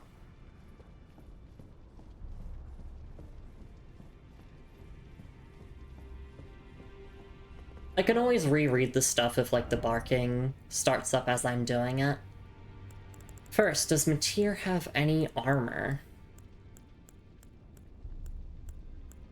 It doesn't look like it. I just thought that it'd be cool if some of, like, these more weirder DLC bosses had, like, a funny little helmet that you could put on, like a fingerprint helmet, maybe. You can look like the thumb men from Spy Kids. In this case, would be the thumb woman. Alright. Like, I mentioned this before in the previous stream, right? with like how I originally thought that the order of the Remembrance bosses in the DLC at least is like the recommended or the intended order that they wanted you to fight them in. And like, I mean, Metyr before Messmer does make sense. That definitely makes sense to me. But then, like, I don't know about Romina before Messmer. Actually, no, Romina before Messmer does make sense as well. Anyway, let's look at the Remembrance of the Mother of Two Fingers. What can we make with it? First, we have the Staff of the Great Beyond. Staff fashioned from the tail fingers of Metyr, the Mother of Fingers, and the microcosm raised aloft over the crux they form. Catalyst for casting both sorceries and incantations. The Mother received signs from the greater will from the beyond of the microcosm. Despite being broken and abandoned, she kept waiting for another message to come. And it has no skill. Yep, 25 faith, 25 intelligence, 7 strength. That's funny. Got a bit of strength scaling in there. Yeah, no, let me read that again, because I wanna think over that. Staff fashioned from the tail fingers of Metyr, the Mother of Fingers, and the microcosm raised aloft over the crux they form. Catalyst for casting both sorceries and incantations. The Mother received signs from the greater will, from the beyond of the microcosm. Despite being broken and abandoned, she kept waiting for another message to come. Interesting. So, basically, yeah, she was no longer in contact with the greater will after. Or maybe never was, although it does seem... Yeah, it says another message to come, so she definitely received at least one message from the greater will, but then never again after that point. Or maybe multiple messages, but yeah, there was a cutoff point where, because she was just abandoned by the greater will, she never heard from, essentially, her parent ever again. Okay.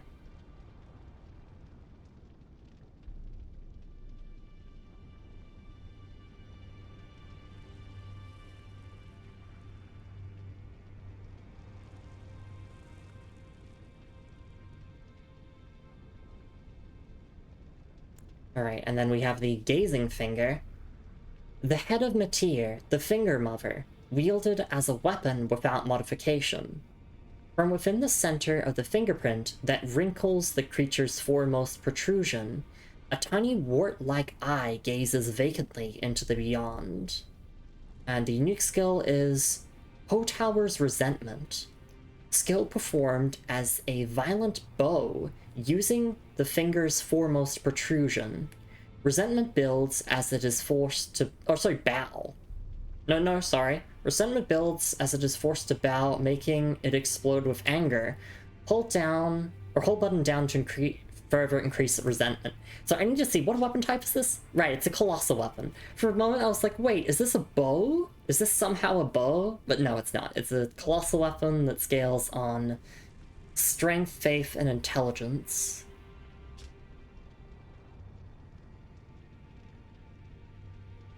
Yeah, okay, let me read that again then. So the unique skill is Hotower's Resentment. Skill performed as a violent bow, using the finger's foremost protrusion. Resentment builds as it is forced to bow, making it explode with anger. Hold button down to further increase resentment. Interesting. I wonder if that implies that Metyr despised the Greater Will for having abandoned her.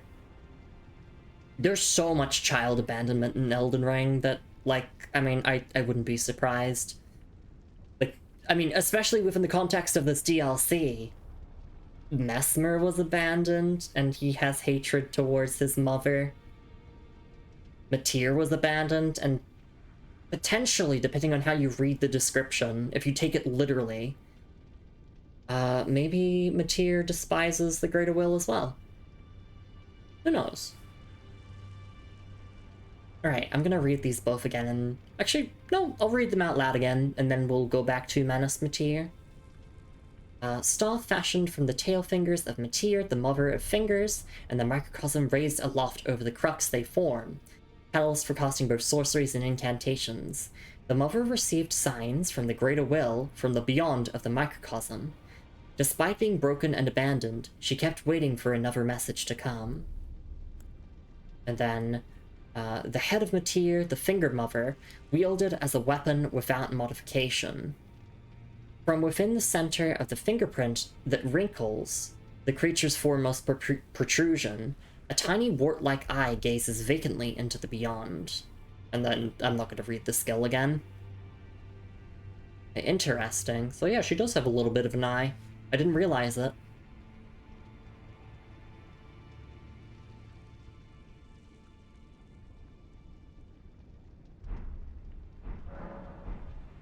So, essentially, the two fingers here, right? This is what I'm getting, but because their mother was broken and could never communicate with the greater will ever again, the same is true of the two fingers. The system was corrupt. The system was broken from the beginning. It's just as Ymir said. The fault lies with the mother. Among twins Nefeli, Placidusax Meliketh, Renala, St. Trina, Mesmer, Born Beings. Yep, all of those were abandoned.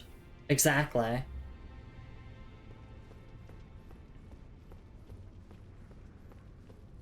There's a lot of abandonment happening in Elden Ring, it's sad.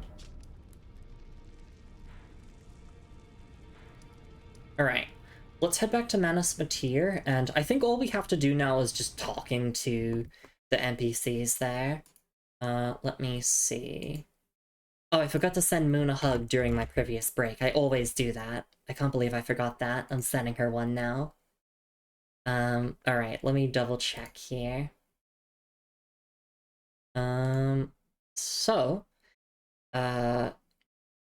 Okay, return, examine Ymir's throne, and then reload Manus Metyr, find an item in the cemetery to the west, speak to Yolan, and then either I can give her an Iris of Grace to turn her into spirit ashes, or an Iris of Occultation to get her weapon. And if we turn her into spirit ashes, we can go back to the puppet at the Rabbith's Rise.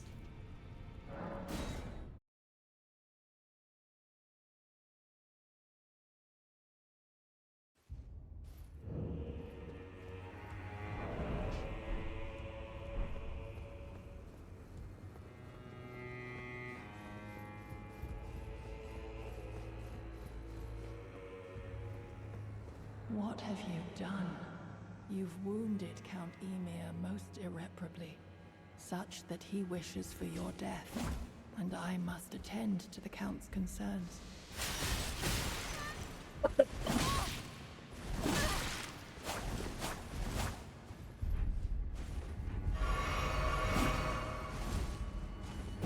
I'm glad the guide didn't spoil that I would fight Yolan. Yeah, she's trying to wing stance. I'm not letting you. Stop it. Stop it. Stop it.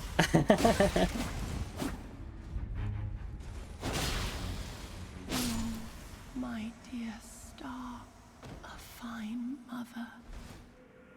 You will be. My shining star, grant me a mother's strength. Look here, at my fingers. I will be the true mother. And I will be the only mother. Oh, God! My dear.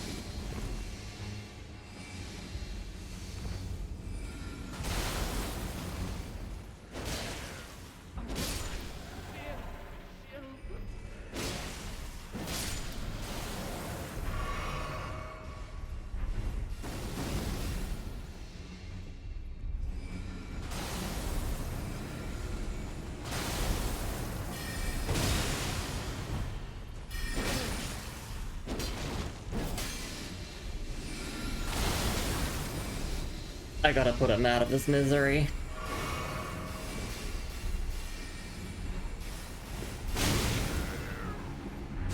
I mean, actually, this is what he wanted.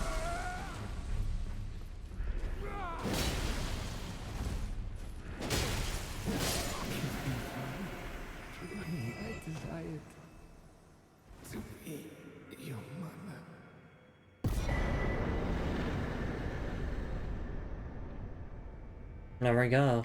Emir's bell-bearing, paternal staff, high priest hat, robe, gloves, and undergarments. Alright, let's take a look at all of these. High priest undergarments. Undergarments of Count Emir, high priest. Soft and well-tailored. High priest gloves. Gloves of Count Emir, high priest. Soft and well-tailored. High priest robe. Robe of Count Emir, high priest. Conceals the abundance of squirming beneath. Gold embroidery decorates the purple cloth, with a jeweled ruff that sparkles like a flower wet with dew. Okay. The squirming beneath. Oh, that's messed up.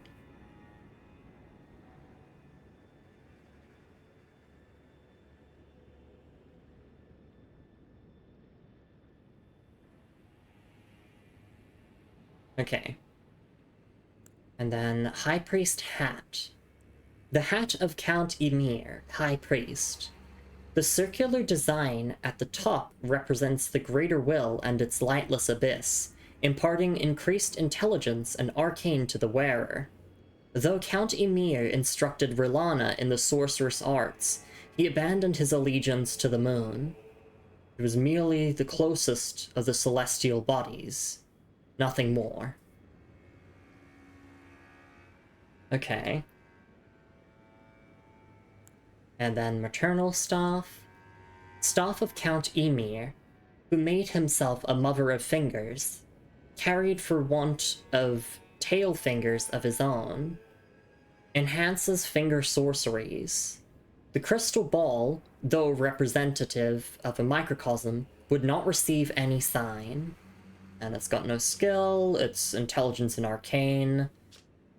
Staff, which makes sense, because that's what his hat increases.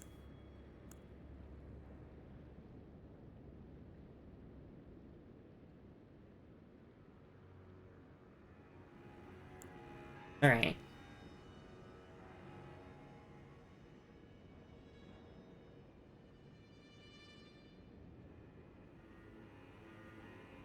And then, finally, Emir's bell-bearing. Bell-bearing of Count Emir, mother of fingers, found upon his perished flesh. Offer to the twin maiden husks that the round table hold to gain access to new items. Alright. Look at the alt for Emir's outfit. Okay, sure. I think we have to reload the area anyway, so, like, we'd be sitting down at the grace. Okay. Yeah, it says reload Manus Metyr, find the item in the cemetery to the west, and then speak to Yolan. But, this is definitely up there with one of the more fucked up quest lines of Elden Ring. That was I'm so glad the guide didn't, like, spoil all of that there. All it said to do was just examine the throne. Which, I mean, we can do again here. That'll open the path to the ruins again, but we don't need to actually go down there, so... I just want to see if there is, like, additional dialogue. And I even unequipped my weapon, because I thought it was gonna be peaceful, so we had to use Ordovis's greatsword. Which is fine, because Ordovis's greatsword's amazing. Speaking of which, where is it? It is here. I always scroll past it.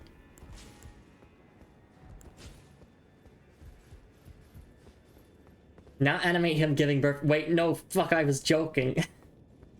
Yeah. But both Midra and Emir have incredibly fucked up circumstances. Although, I guess in the case of Emir, he very much wants to be a Mother of Fingers. With Metyr, I think it's up to interpretation whether you think Metyr actually wanted to be the Lord of Frenzied Flame or not. Because it seemed as if he was holding back the Frenzied Flame, that's why he was enduring for so long. But yeah, let me guess, if we alter the chest piece, does it allow us to have the writhing fingers? Oh god, it does. Robe of Count Emir, High Priest. The front is open, exposing the squirming fingers beneath.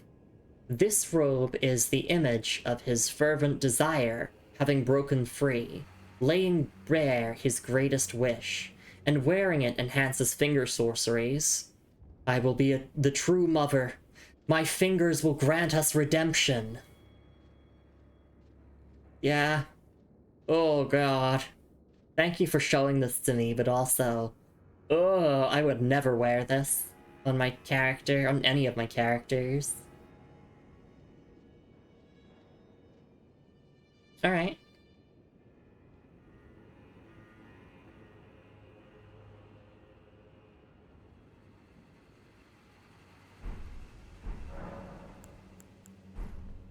Alright, let's go inspect. I'm gonna do it in the order that they wrote, which is inspect the grave and then talk to Yolan. But we can do it in whatever order.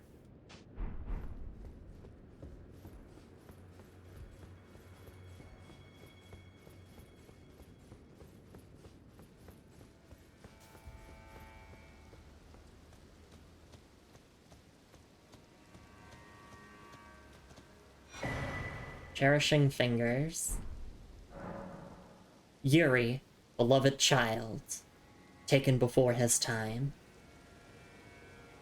We've read that before, but I just wanted to read it again since it felt appropriate. Cherishing fingers.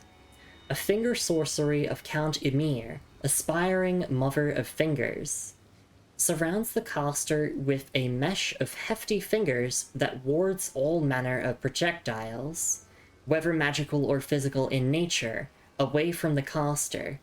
Charging enhances potency.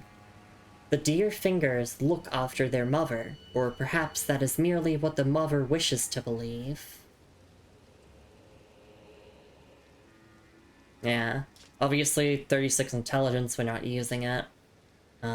Also, it's got a hitbox on it as well, as we saw as we were fighting Count Emir. Got a hitbox on it, which, pretty annoying. So, like, if you're melee and you're trying to get in and he casts it. Okay.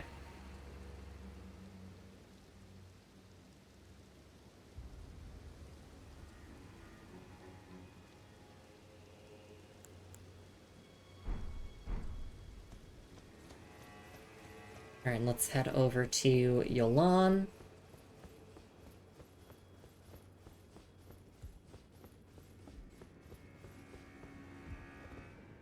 Count Emir, the stars, the sky. I see them not.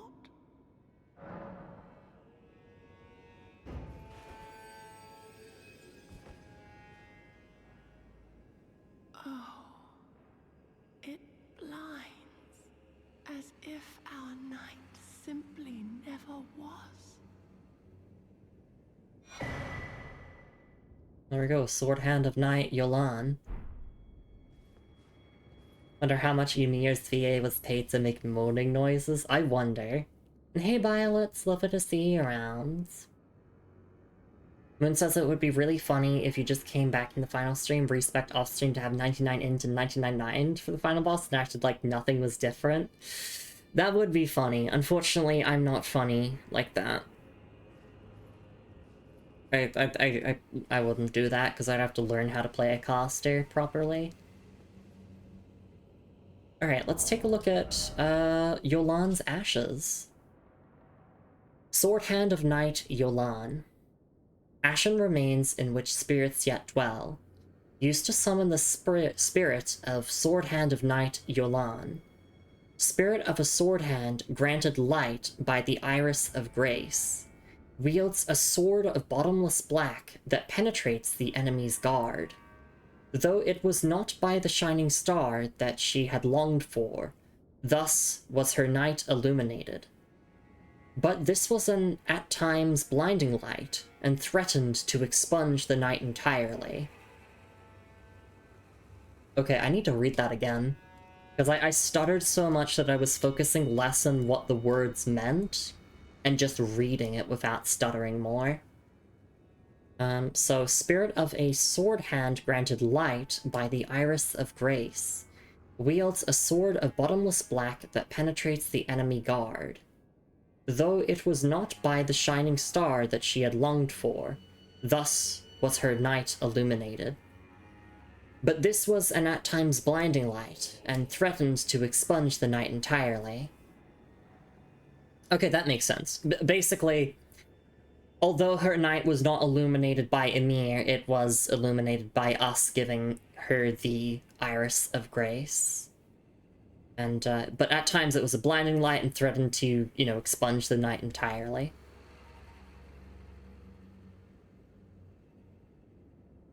I'm just reading again in my head.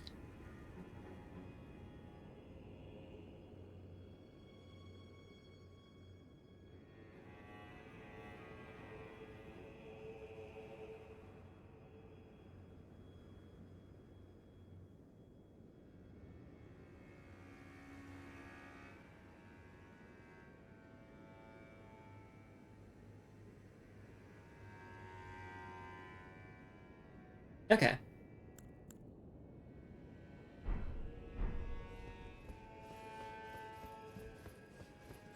So now we can go to the Shaman Village again. Or, well, we're going to Rabith's Rise, but specifically the top area where there was the puppet. Unless I can reload the area again and something happens. Just gonna double check. Probably not.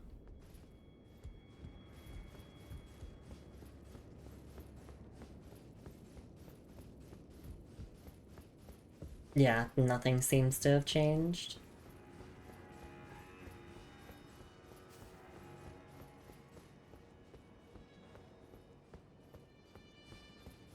So Count Emir only ever cared about glintstone and glintstone sorceries because that was the closest thing to getting into contact with the Greater Well, it seems. I just need to change my talismans back as well. I forgot to do that. Godfrey Icon, Two-Headed Turtle Talisman. I actually might crush some runes and get our final level that I'm wanting to get. We don't have any runes to pick up on the compass there. It's just, there's nothing on that. But, we could max out our level. So we need about 200,000 runes. Okay. Can do.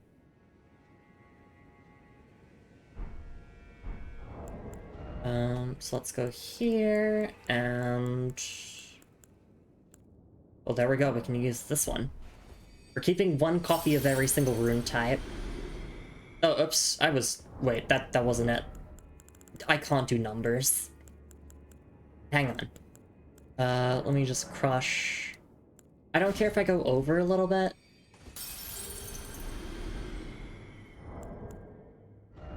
But I think if we crush a couple more base game runes, then we should be fine.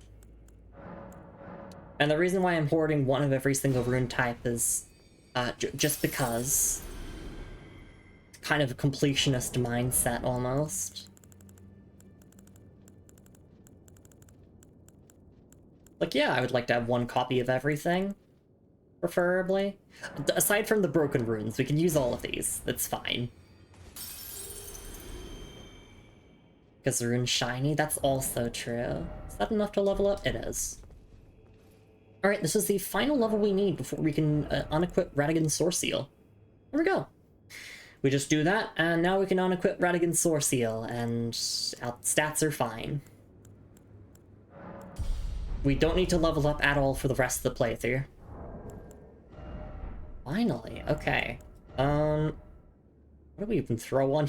What do I do without Radigan's Sword Seal now? What do I even do?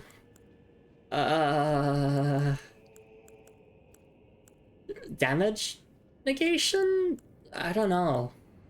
Like, it depends on what main weapon I'm using, but I'm using a bunch of different weapons. Oh, two-handed sword. Talisman, since we're two-handing quite often. We can do that. And then when we're doing, like, a particularly difficult boss, we can just equip, like, 2 damage negation ones and then, like, 2 utility ones, or, like, 2 damage ones. Oh, there we go. Nice. Okay. I want to do the stuff with Yolan and Anna, and then we'll take a stretch and hydrate break. Although actually we could do it. We could take that break now. Yeah, I think I deserve it. After the fight and, like, all that plot stuff going on, because, oh my goodness, we got so many things this stream. When our mother's at this tender age. I'm just looking at these descriptions again briefly.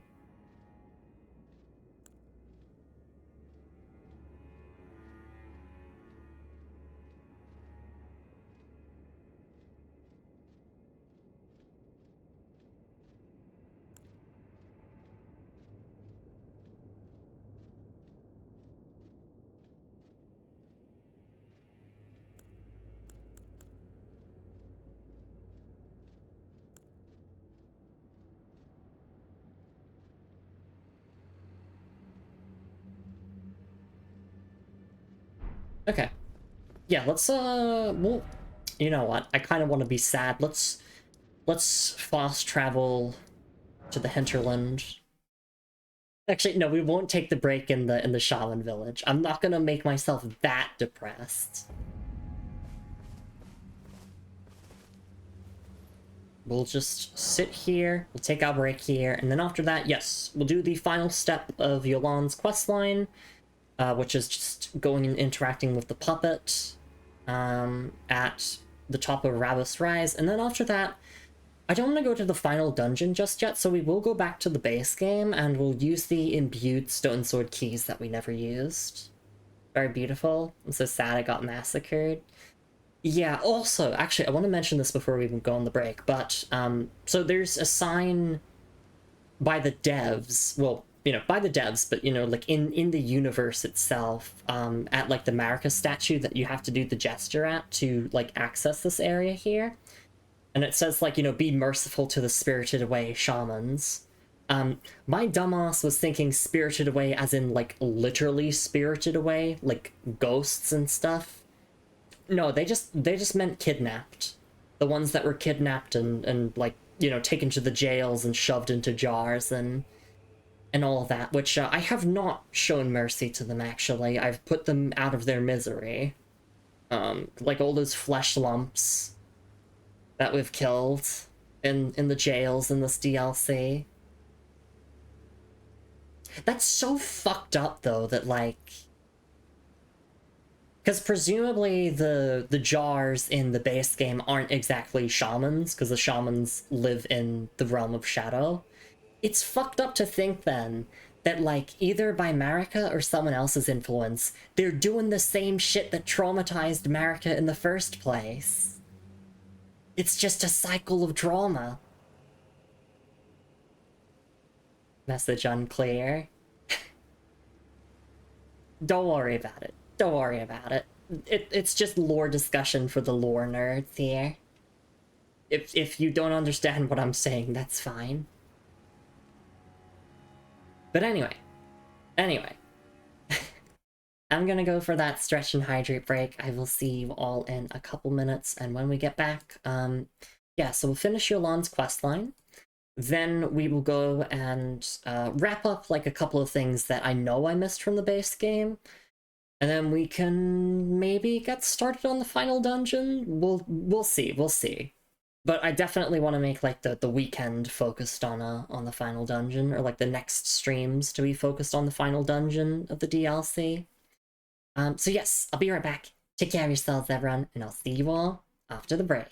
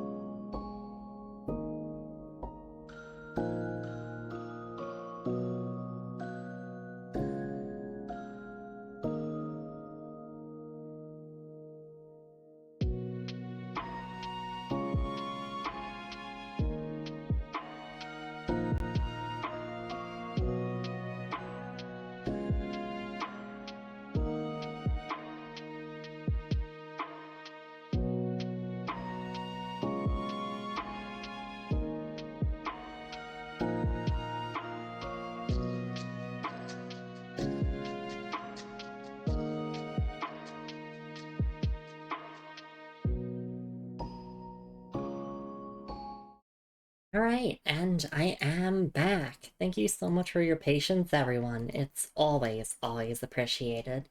And hey, Julie, it's lovely to see you around. Hope you're doing okay as well. Alright, so we need to momentarily give ourselves depression by going through the Shaman Village again to head back to the top of Rabuff's Rise, and then yeah, we'll go back to the base game and do the imbued Stone Sword Key stuff that I completely forgot to do. And then maybe start on the final dungeon of the DLC, because I don't think there's anything else we have to do. Like, we've done every single boss in the DLC. We are literally finishing up the last side quest here. Because, like, I know there's still stuff with NPCs, like, in the final dungeon. Like, we have to talk to, I think, Onspok and Tialia or something in the final dungeon, according to the guide. And then also I think we have to go back to St. Trina after the final boss. Like, there's a couple of things to still do, but, like, there's stuff... It's stuff that's very obvious to do. You know, it's something that even I would think to check.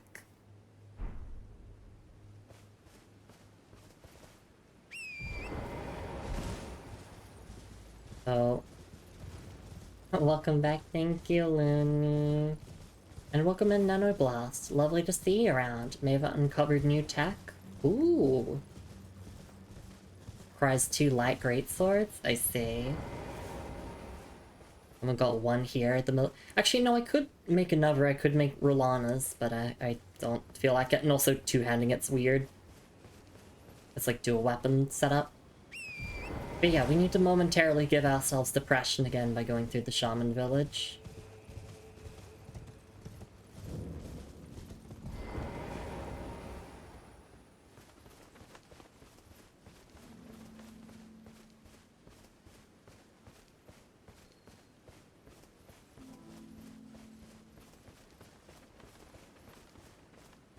It's just the sound design here is so beautiful that I just want to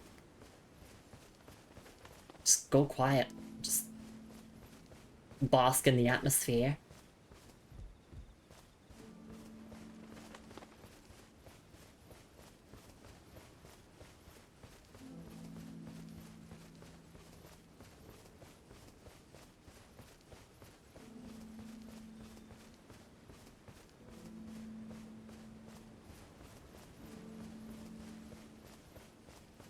Just gotta find the right ledge to drop down from. Should be around this way.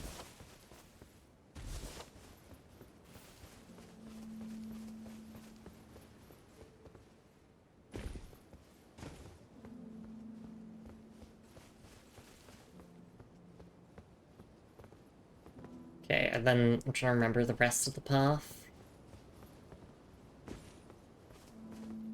If you dual wield them, they have an L1 chain of 3 attacks. There's a secret 4th L1 that only shows up after stuff like an R2 or a jump, roll, crouch L1 or R1. It does a 4th slash.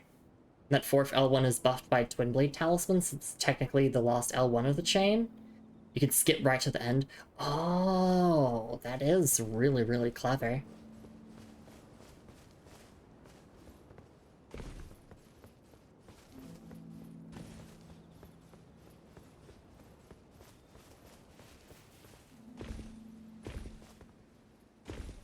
I've never really, like, looked into combat tech like that myself, mostly just because I don't do PvP and I feel like that's the only place where it's super relevant. I mean, you can do it with PvE, of course, but never have I really felt like I needed to. Or slash already shreds. Yeah, exactly.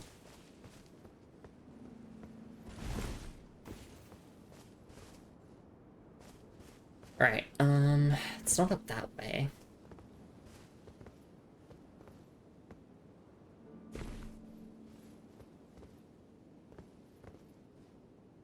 And we need to, like, make a roll for the last bit, I think, once we're into position to do so. I think... Oh, hang on. Thank you, player messages.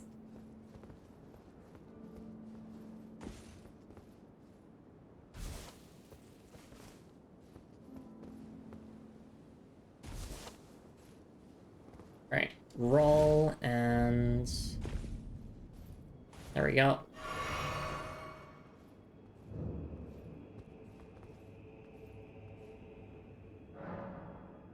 Usher Anna into Sword Hand of Night Yolan's Spirit Ashes. Yes. Yolan and Anna. Ushered Anna into Sword Hand of Night Yolan's Spirit Ashes. Oh, and then you can remove Anna. Okay. But let's take a look at the new item description now of Yolan and Anna. Ashen remains in which spirits yet dwell, used to summon the spirits of Yolan and Anna. Spirits of two sword hands of night, one of them being possessed by Count Emir's doll Anna. Together, Yolan's sword and Anna's claws are as bottomless black and penetrate the enemy's guard. Yolan and Anna were born in a cold, dark jail, where they were raised, deprived of light, to be sword hands of night. Thus were they cultivated to become the most terrifying masters of their blades, though the burden of the deed left their hearts frail and pliant. Okay. Yeah, so obviously I was right. Yes, Anna was Yolan's sister. I mean, when we talked to Yolan after defeating Anna, it was very apparent that they're siblings. But there's, like, the explicit, like, confirmation there.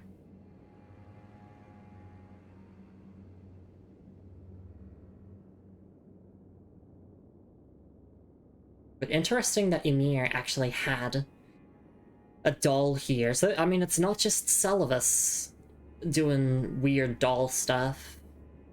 I mean, Ronnie, I mean, she is a doll, but also she wasn't doing weird doll stuff. She just made herself a doll, not other people.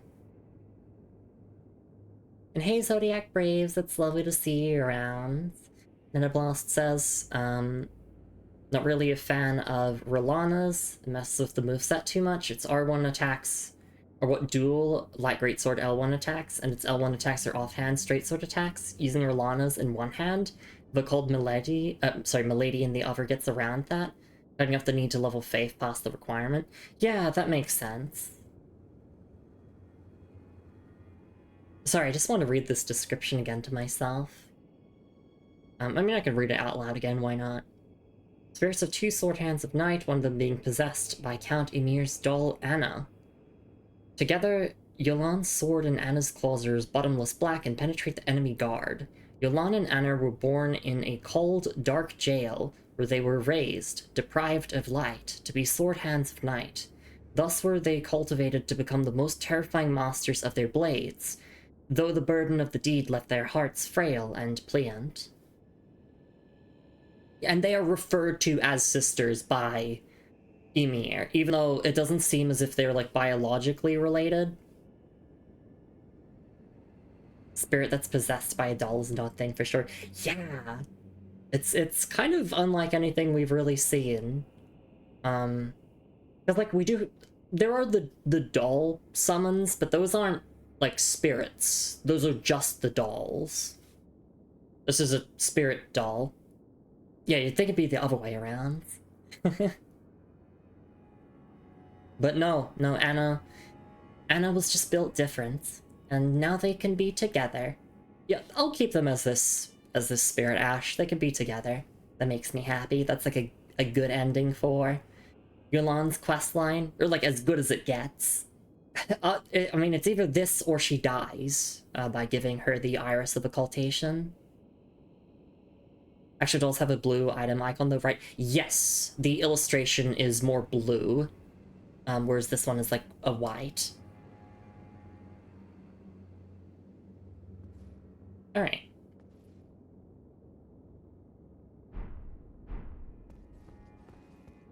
But yeah, it's funny that you could just remove Anna from the Spirit Ashes if you wanted to.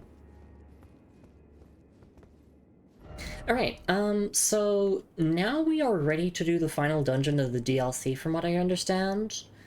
But before then, we're going to go back to the base game because I know that there's a couple of things I missed with the imbued stone sword keys. So it's going to be weird, but we're going back to the lands between. So I think, trying to remember, it is around here? The 4 belfries? The reason why I avoided activating, a couple of these teleporting points is because I was scared that they would fuck up quest lines. Because Nefeli's questline breaks when you go to Farum Azula if you haven't finished it by then. And one of the teleporters here does take you to, like, an early section of Farum Azula. So I just avoided doing that. The only one that I actually took, the only teleporter I actually took was the one that takes you back to the church of... Where is that? Like, the beginning area, essentially. Like, over here. Isn't the glintstone cannon further down in that tower? I think so. I haven't actually been to the bottom of this rise in a while. Alright. So basically back to base game for, like, I think maybe 1 or 2 things that I missed. Oh my god, what is this place? This isn't the realm of shadow.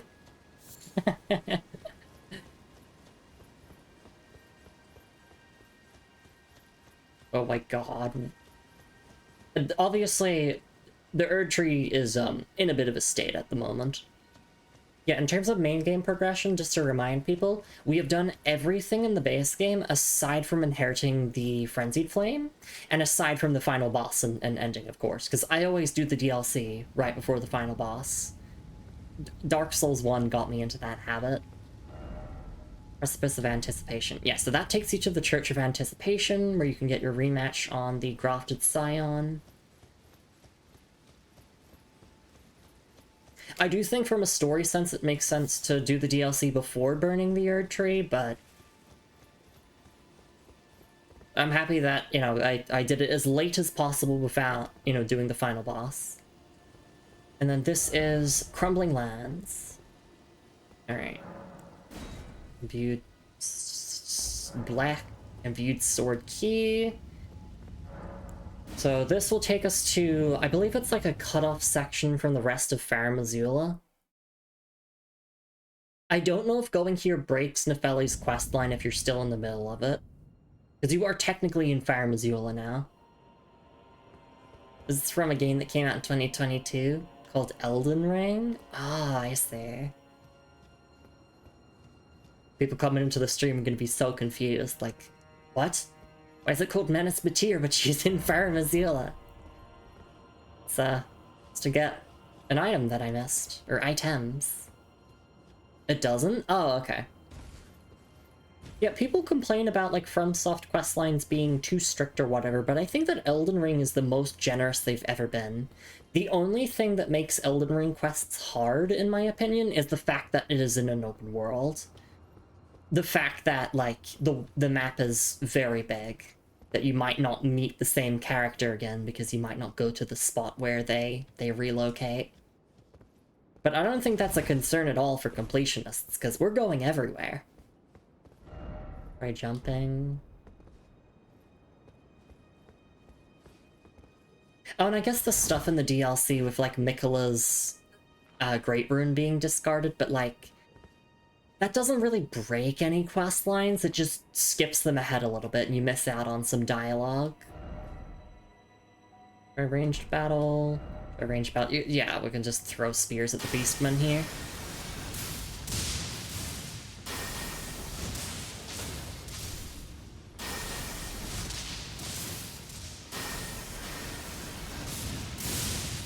I'm just gonna drop down now.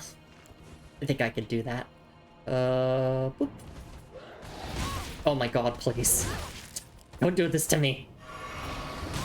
I know how to fight, you fuckers. I'm just in a stressful situation. There we go, roll behind, backstab. Alright, that was a little bit too close for comfort. Base game enemies feel like a joke after having gone through the DLC. I mean, we're not done with the DLC yet, but you know what I mean. Moon says, I'm so relieved that my main file is completely fine. Big motivation to play again. Only questline I really care about is finishing is finishing his Ronnie's. Not Fia's? You don't want to do Fia's? Fia's nice. Although, I mean, I guess she does get a murked at the end of it, but... And hey, Kaz, thank you for the head pats. Hope you're doing alright.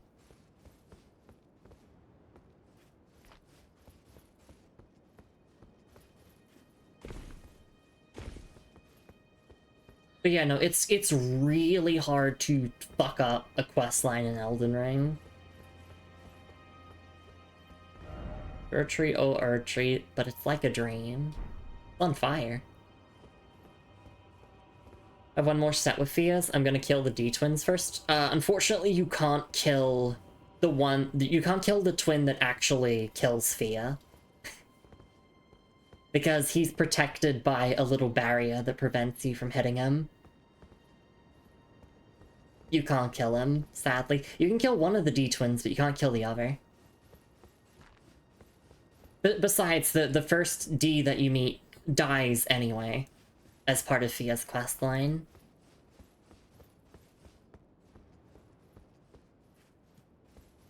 But so it's okay, because she holds you. There we go, Pearl Drake Talisman. Dead end, therefore try map. Why is it always dead end? No horse ahead. Is that it? Yep, that's it. That's all that's here. On this little island over here. Alright. Pearl Drake Talisman. Talisman depicting a pearlescent ancient dragon. Boosts non-physical damage negation. The ancient dragons, who ruled in the prehistoric era before the Erd Tree, would protect their lord as a wall of living rock. And so it is that the shape of the dragon has become symbolic of all manner of protections. It's very funny, we had the, like, +2 and +3 Pearl Drake Talisman, we never had the original copy, which is, this is where you get it, in the base game. Alright.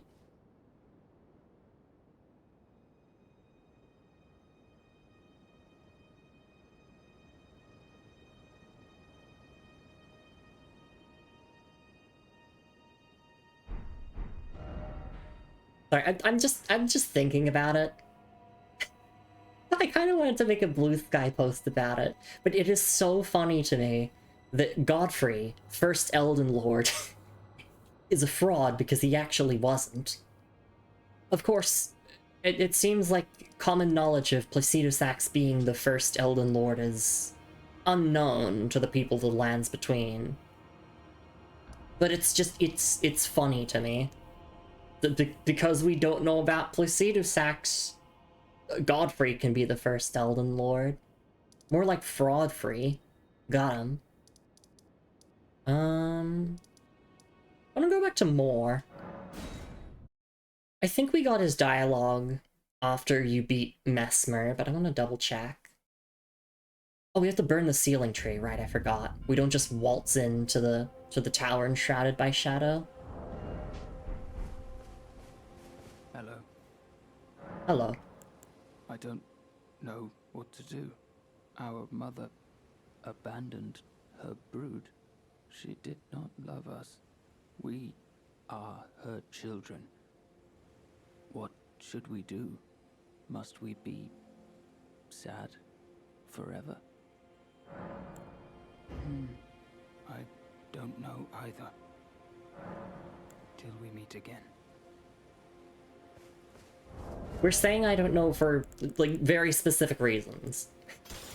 I know the consequences of the other two choices.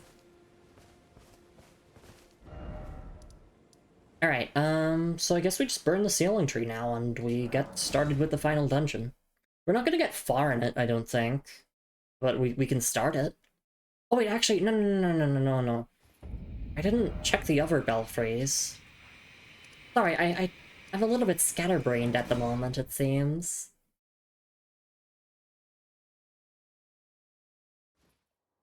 We did the Church of Anticipation. We did Crumbling Fair Missoula. I mean, that one's just the chest. This one is Church of Anticipation. Oh yeah, I never went in this one. Night sky unceasing. So I'm guessing that's gonna be like Nokron or Noklateo.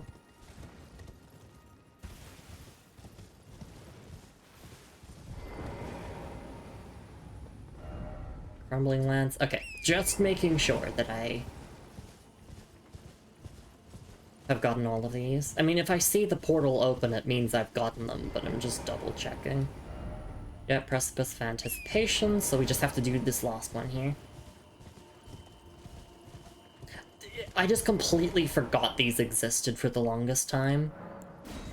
There we go. This is the final one. Night Sky Unceasing. I do like that this basically lets you get an early preview of future areas without actually putting you into them proper. Or Nokron Eternal City. Oh my goodness. It's a blast from the past. We might be able to see, yeah, we can see the Mogwin Dynasty from over there. I mean, the dynasty is collapsed, but we can see it. Touch the withered hand. Be transported to the realm of shadow.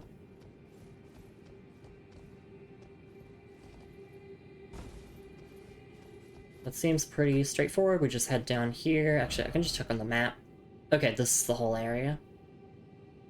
I see a Crucible Knight by the edge there.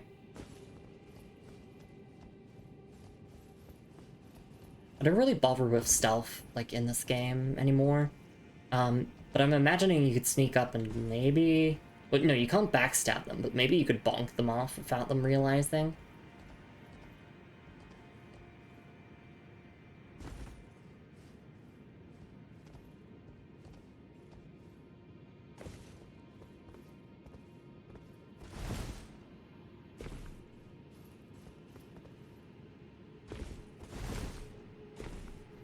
Does this game have anything to do with antique jewelry or what?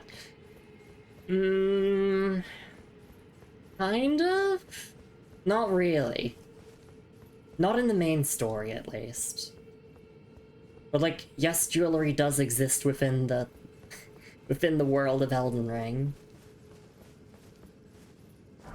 Is like any of the jewelry significant lore-wise? Not really. There we go, modeled necklace. Oh, so we never got the plus, like, 0 version of this. Modeled necklace. A vividly colored accoutrement precious to the ancestral followers. Raises immunity, robustness, and focus. Said to be a budding horn. The ancestral followers believe that the horns of a long-lived beast continue to bud like antlers, over and over again, until the beast one day becomes an ancestral spirit. Oh my gosh, they're not talking about the horn scent for once. This is, yeah, the base game descriptions of these necklaces.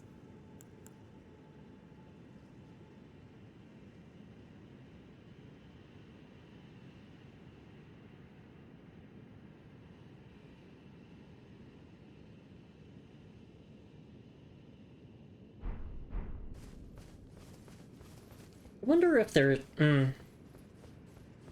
No, I was just thinking to myself if there's potentially a connection between the ancestral followers and the horn scent. Most likely not. They both have the whole obsession with horns thing going on at the very least. Game title giving false advertisement, I know.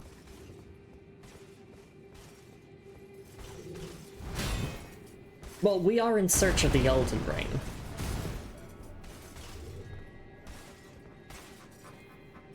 Oh, it's been so long since I've last got to parry you guys.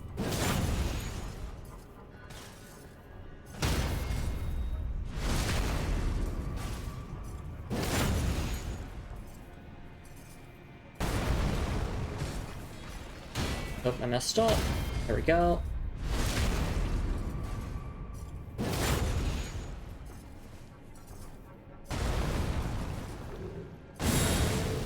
So, are you wings? You are. Check this out. Damn it. I nearly looked cool there.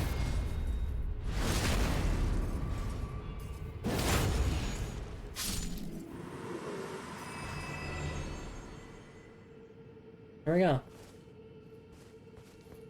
That Crucible Knight did not drop anything. Alright, well that's everything here as well then. That's everything at the 4 belfries, which means we are free to go and burn the sealing tree now. And hey, Pink Fluffy Rambo, it's lovely to see you around. Sorry, I keep saying Rainbow, but it's Rambo. Alright, so we're done there. We can go back to the Realm of Shadow now. I just wanted to fill some time before we, burnt the sealing tree. Because yeah, we have done everything in the DLC now. Up until this point. This one night's just aura farming for no reason. Yeah. Yeah. Sometimes an enemy's just there for no real reason.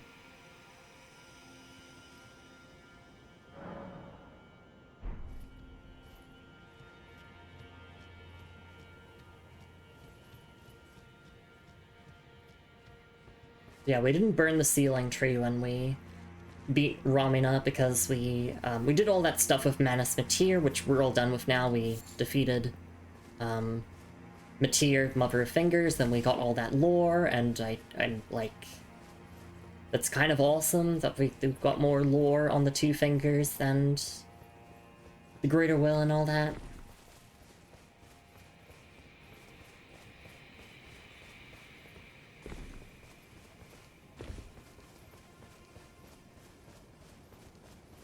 Just checking if there's like any little items around here, but probably not.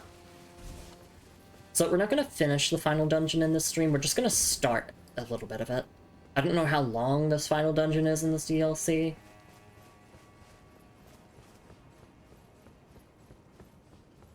But we will have to see. We'll have to DLC. Reminisce Civico boss in the cutscene. Hey, at least the bridge in Volcano Manor is a cutscene. Exactly, I see people bring that up. Not the Romana stuff, because I've been avoiding spoilers. But the whole, like... Why does this not have a cutscene, but the fucking bridge in Volcano Manor gets a cutscene? Like, Renala doesn't get a cutscene. Or, sorry, not... It's like... I don't remember... Yeah, Renala... Wait, no, sorry, Relana. Relana doesn't get a cutscene. Sometimes I mess up the 2 names. I know the difference between the 2 of them. Yeah.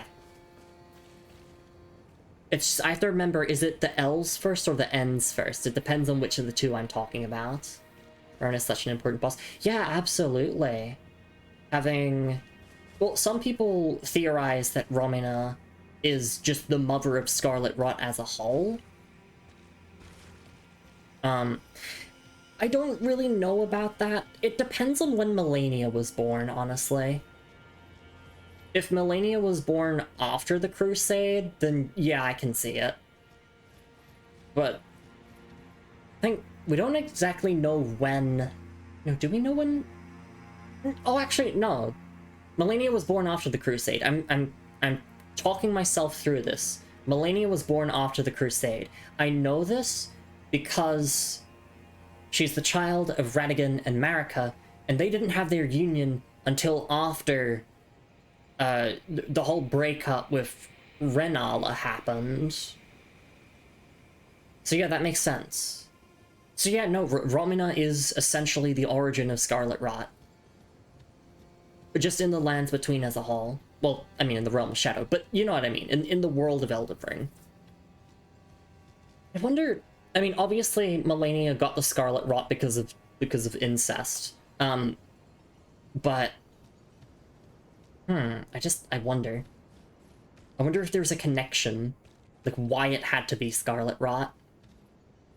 Is more a counterpart to Melania? Yeah, pretty much. Like, 2 sides of the same coin, almost, because Melania doesn't give a shit about her children, and then Romina very much adored her children and wanted them to thrive. I love lore discussions. I'm not being sarcastic or anything. I just... I love having this little chatter before we go and burn the sealing tree.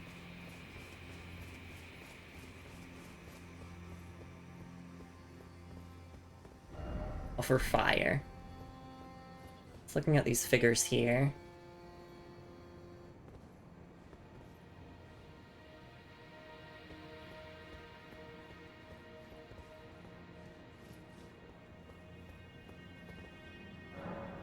Burn the ceiling tree? Yes.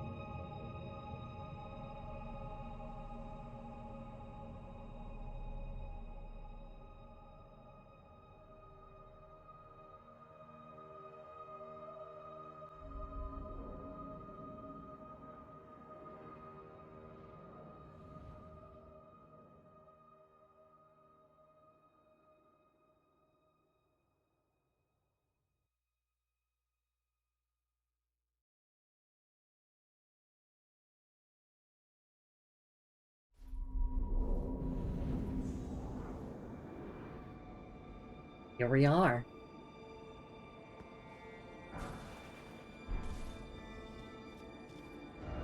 First off behind. Yep, I got that smithing stone. But we're here.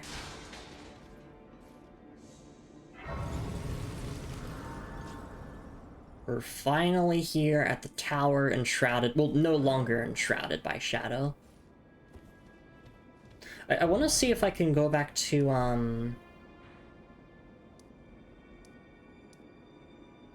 want to go back to the Theater of the Divine Beast, because, like, you can go up the ladder here. Or not ladder, elevator, and then you go up, and then there's, like, a sign here that Needle Knight Letta leaves, where she's like, hey, we need to go find kindling to burn this place. So this is Ener Ilum.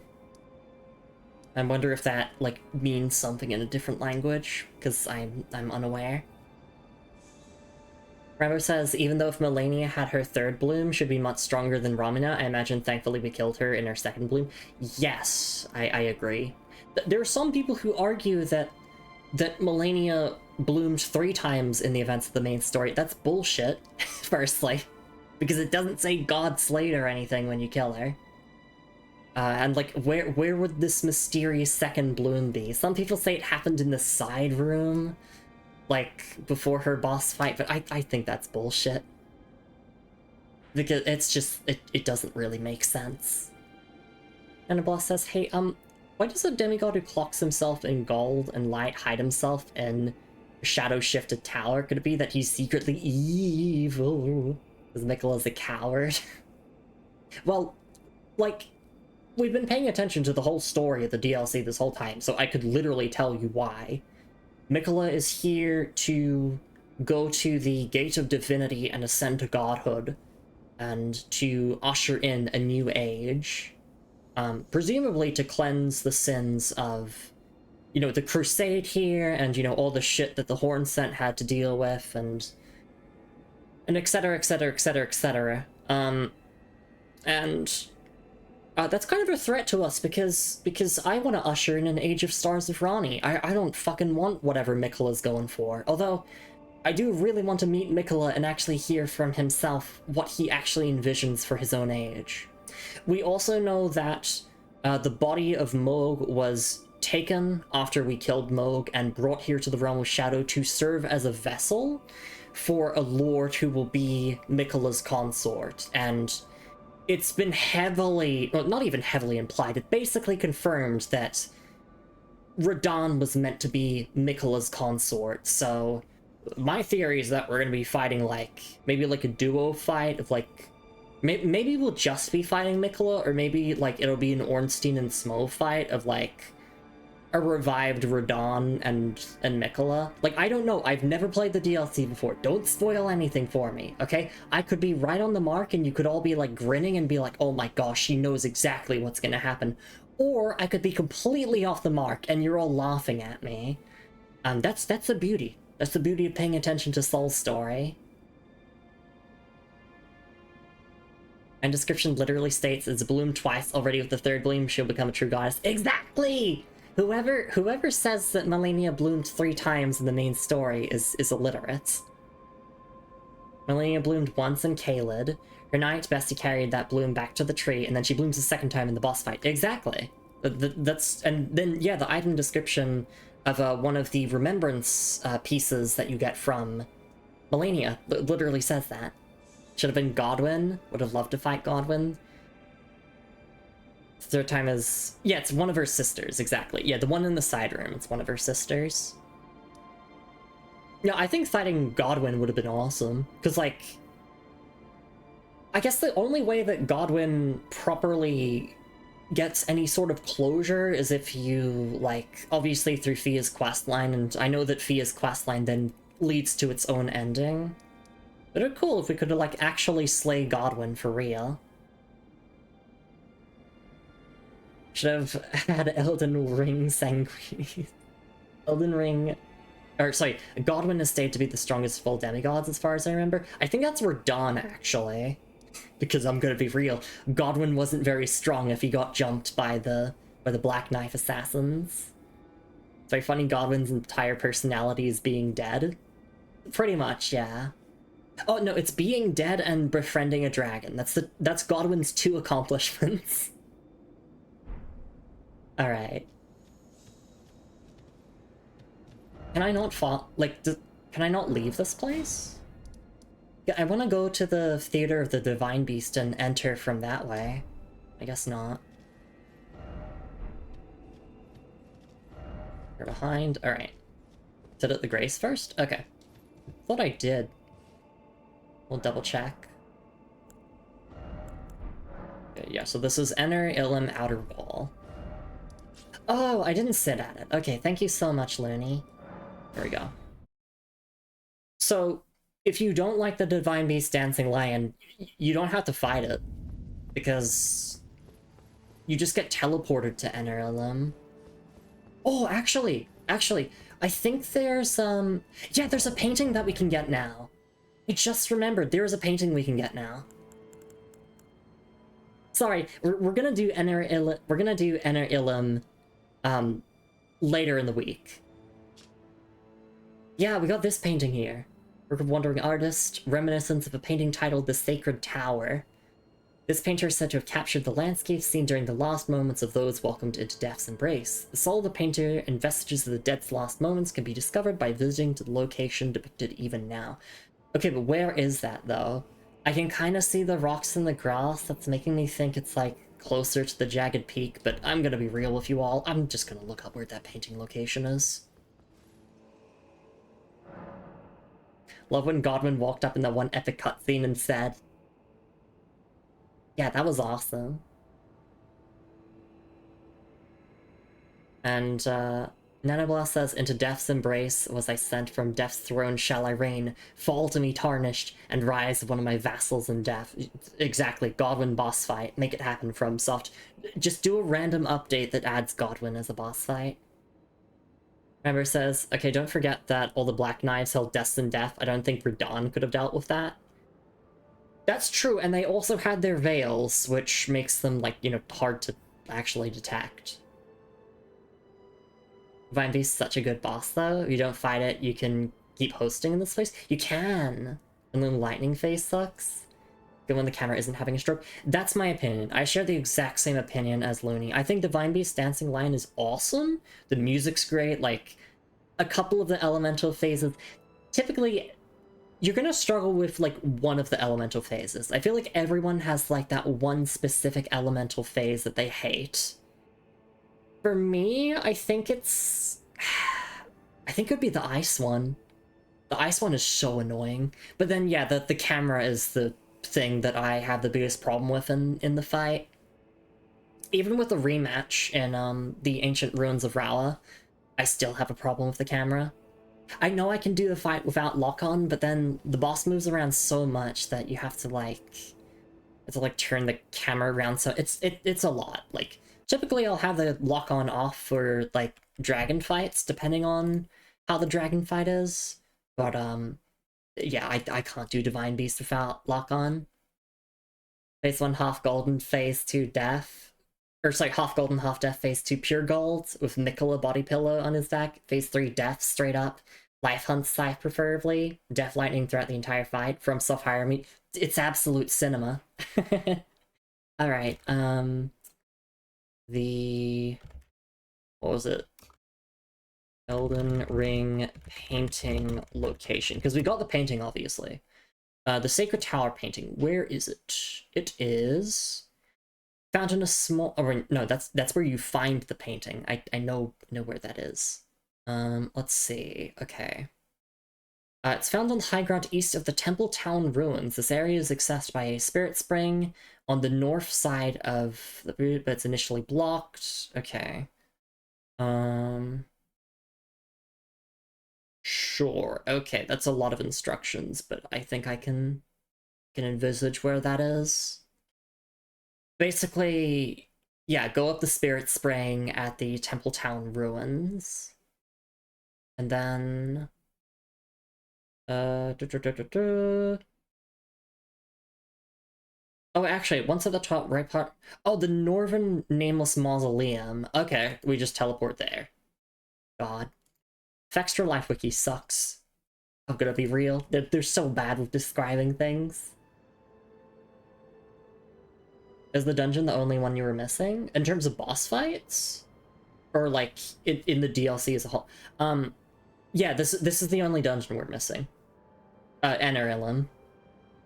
In terms of boss fights, we've done every single boss fight aside from the final boss of the base game, which, like, I'm pretty sure I know who the final boss is going to be. It was kind of explicitly told to us by an NPC.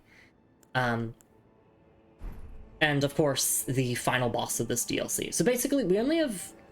From what I understand, I haven't been spoiled on Elden Ring or anything, but from what I understand, we just have the final boss of the DLC, and then the final boss of the base game, and then that's it. Didn't want to spoil, saying Metyr is by far my favorite boss in the DLC. Yeah, we did Metyr before Mesmer.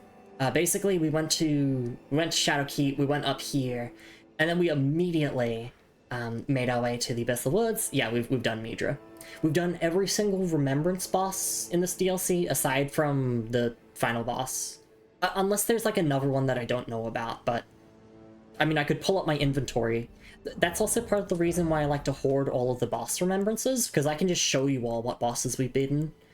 So yeah, in terms of base game, we've done every single one of them, aside from the final boss. So we finished with Horalu. And then we've done Divine Beast, Dancing Lion, Rolana, Putrescent Knight, Gaius, Shadow Tree Avatar, Romina, Metyr. We just did Metyr tonight, and we've done Mesmer.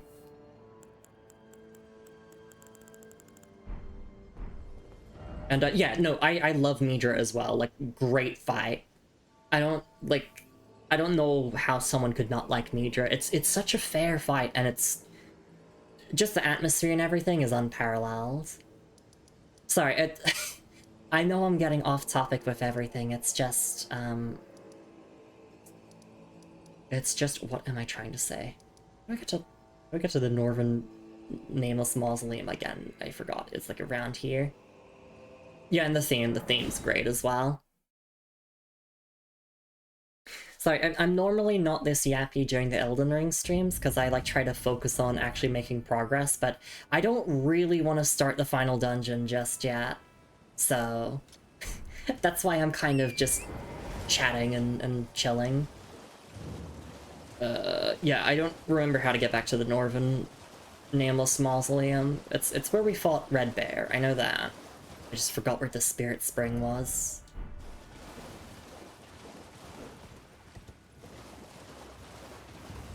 So I'm just gonna ride around. But yeah, we'll get that painting, and then I think we'll just save, like, Enter Illim properly for the next stream. That way I can title the stream Enter Illim, and it'll be so dramatic and cool. And all the backseaters will come in and they'll be like, "Did you defeat this boss?" And I can say yes. Yes, I did.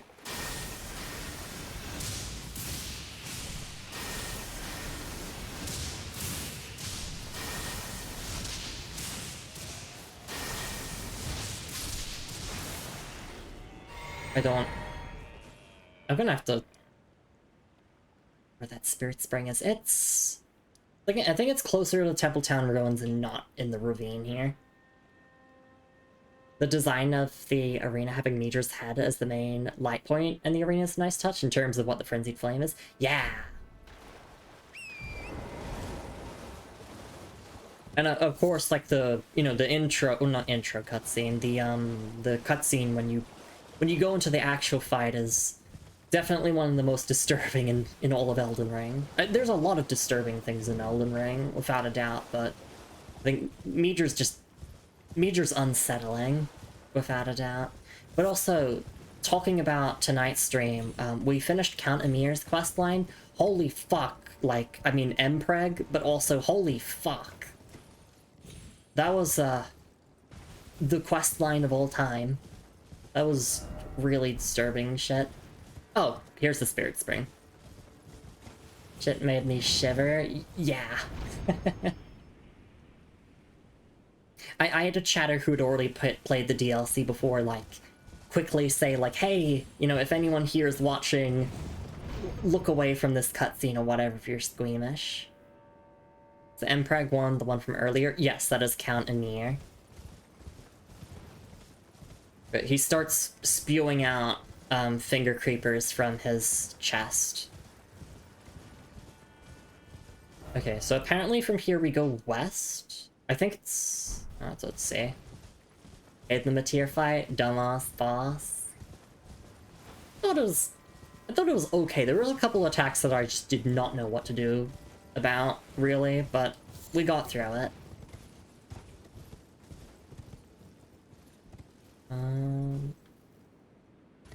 I'm trying to get the... Yeah, this is the view. This is it. The soul of the painter should be around here.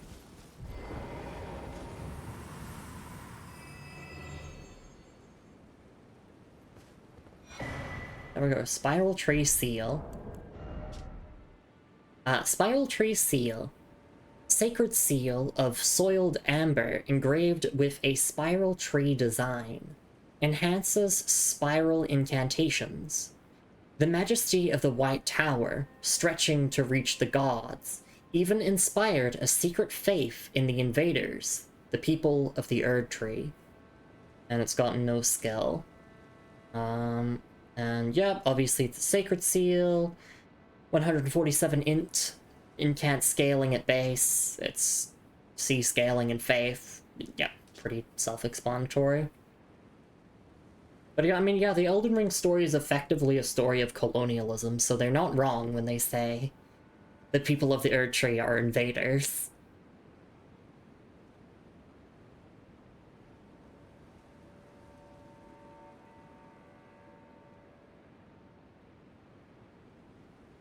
Right, interesting.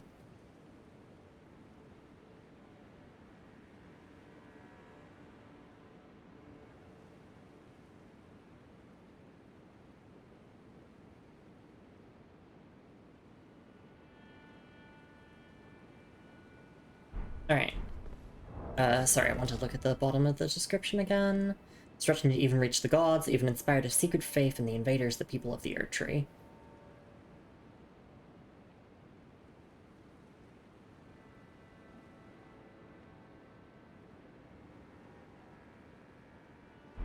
Alright. I feel like we're just gonna get wrapped up here. I know that's a bit anticlimactic, like, obviously, I know that people would probably want to see me go through Enter Illim, like, a little bit, but I think we should just save that for its own stream. I'm just thinking, is there anything that I might have missed from either the base game or DLC at this point? And I don't think there is. I'll do my research off stream and see if there's anything that I missed before we continue on through Enter Illim here. Also, I just remembered, I'm wearing the Death Knight armor. I'm literally Godwin's #1 defender. I was wearing the Silurian Crucible Knight armor before in my character, but I swapped to the Death Knight stuff because it's awesome. Just hate how weird that boss to dodge is. Oh yeah, it's definitely a little bit, like, janky and weird. If you're not, like, perfectly in front of it at the correct, the correct spacing. Never use spiral incantations in general. Incants are shit. The seal doesn't perform well either. Like, from 64 Faith, you can start considering using the Erdtree seal. You've got Godwin's Lion on your shield. I do! Well, no, that's Godfrey's. That's, Sarosh.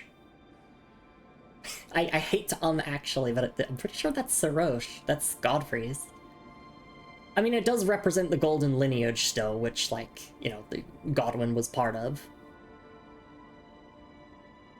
When's your next Elden Ring stream? I need to see that fight. I'll go over that, actually, as we get wrapped up here. Sunrealm shield might be a better fit with the rest of your armor. Yeah, I'm just using this because it's a medium shield, but, so the Sunrealm shield, it's... Oh, the Eclipse Crest Heater shield. We could use that, actually. That fits. Sorry, my bad. No, that's okay, that's okay. Gunnar probably inherited the Lion heraldry from Godfrey after Dad left. That's true. Yeah, let me equip this. I use this as my main shield. It's very nice. I'm gonna read its description again. I feel like doing that. A medium-sized metal shield, easier to handle than a kite shield. The sun in eclipse is said to be the symbol of the wandering mausoleum, where the soulless demigods slumber. Yep, and then it's... How do the stats differ from... Oh, I see, this one has slightly better lightning blocking and slightly better holy. But they both have 100 physical, which is all I really care about. It looks cool, it does. Like my parry shields. Me too. I would honestly just be using the buckler, if not for the fact that I like how these shields look, and I like the 100 physical negation. I do too, I use both. Yeah, you can just swap between them as you see fit, but I've got my Clawmark seal in the second slot here, and I don't want to have 3 slots in my left hand. It might be tedious to swap between. Open shield on Twin Knight set looks god tier. Ooh. Yeah, I can imagine that. Yeah, Sunrealm's first bro, thank you. Mesmer shield from the DLC? Oh, yeah, I also had that. I got so many Mesmer soldier shields. Difference could be more different from each other? Exactly. It's just D-pad left one, so... Oh, that is true, actually. That is very true. Yeah, so our 3 weapons, we got Milady with Heavy Infusion, we got Ordovis's Greatsword, and we have the Dragon Hunter's Great Katana. And we are Strength Faith. Obviously, like, some weapons might perform a bit better than other, but... Most liked shield by far is the Dueling Shield. Yeah, that's very cool as well. Such a good weapon shield. It is. Alright. As much as I want to keep on yapping, we should probably wrap up here. We finished leveling our character for the rest of the playthrough. I don't need any more levels for this build. Like, the build is complete. So, I could just put the extra levels into Arcane, I guess. But yeah. I got my 60 Vigor, my 50 Endurance, 55 Strength, 25 Dex, 50 Arcane, 50 Faith, and then 20 Arcane. And I haven't leveled Intelligence a single time. Because we picked Knight as our starting class. Or Vagabond Knight, as it is. Actually, no, it's just called Vagabond. There we go. 266 hours of playtime. And we're finally actually nearing the end of this entire game as a whole. Things die by hitting it. Yeah, then why need intelligence? I talked about this multiple times, but the game describes the stat not as your character's like actual smarts, but how much knowledge you have in terms of magic and glintstone. So despite the fact that my Tarnished is Ronnie's consort and all, she doesn't know shit about glintstone sorcery. She looks at it and she's like, yeah, that's cool. It's a shame I've got no talent for it whatsoever. Alright, that's the game closed all there. If I check on Steam, we've hit over 300 hours on Steam. There's a bit of a discrepancy between the save file on Steam. Over 300 hours on Steam. First playthrough, by the way. Just think magic is really cool, like the spell sounds. Ronnie has her own magic school. That is true. Alright, let's properly get things all wrapped up here. Alright, thank you so much everyone for coming by to stream. Hope you all had a lovely time with more Lumi Elden Ring. Yeah, we managed to get Manus Metyr questline stuff all done. We got to see the Mpreg of Count Ymir and all of that, and we wrapped up a couple of side things, so yeah, we're basically ready to continue on with the finale of the DLC. I don't know how long or like how big Ener Ilum is. It's hard to tell from the map. But that's what we're going to be streaming next time. And obviously the time after that. Look, I've heard horror stories about how difficult the final boss of the DLC is. So I expect we might need a couple of extra streams to get through it. Remember, Melania basically took 3 streams to beat. So I imagine this is gonna be rougher than that, but we'll have to see. We'll have to see how things turn out. Anyway, let me quickly promote my socials and Discord server. I post my stream schedule every single week on both Blue Sky and Discord, and I do also upload these Elden Ring VODs onto YouTube. So if you're in the future watching this on YouTube, hey, thanks for making it to the end of the VOD. I do also upload actual YouTube videos and like getting back into the flow of that. Mostly like doing kind of first impressions review type videos of mostly Souls-likes at the moment. I did a video on Code Vein 2 and I have a video on Neo 3 that's in the works. In fact, I looked on Steam and there's literally another update for Neo 3 that's queued up right now. It seems like it's just bug fixes. Yeah, just bug fixes mostly. So I gotta keep working on that. And yeah, that's pretty much that. Let me thank everyone who came by to stream and supported the channel. Then I'll talk about what we're doing for the rest of the week. And like, you know, when we're next gonna be streaming Elden Ring and all that. But you can find all those details as well on the Discord and Blue Sky. So, with that all being said and done, thank you so much for being here, Moon. Thank you so much for being here, I Need Glitch to Win. Thank you so much for being here, Clover Song.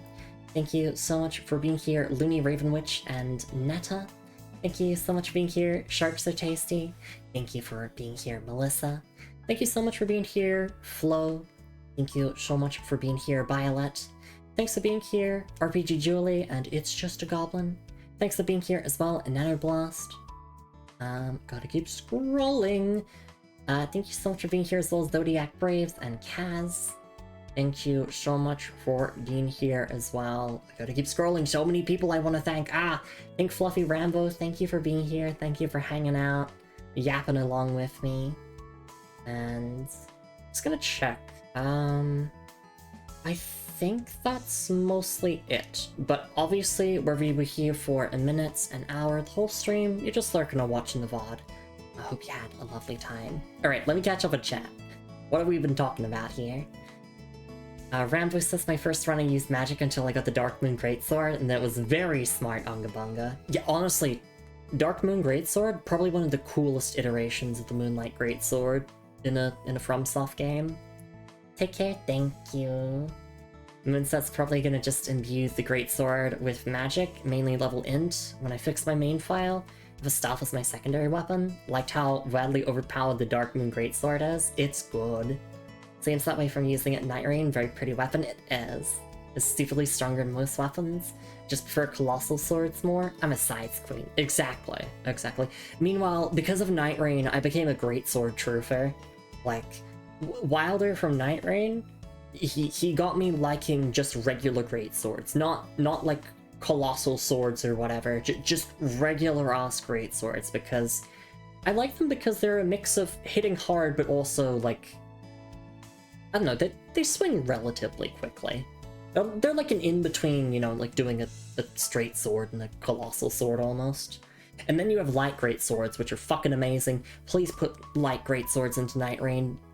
What are you doing, FromSoft? Please just put the DLC weapons in Night Rain. Just do it. Just do it.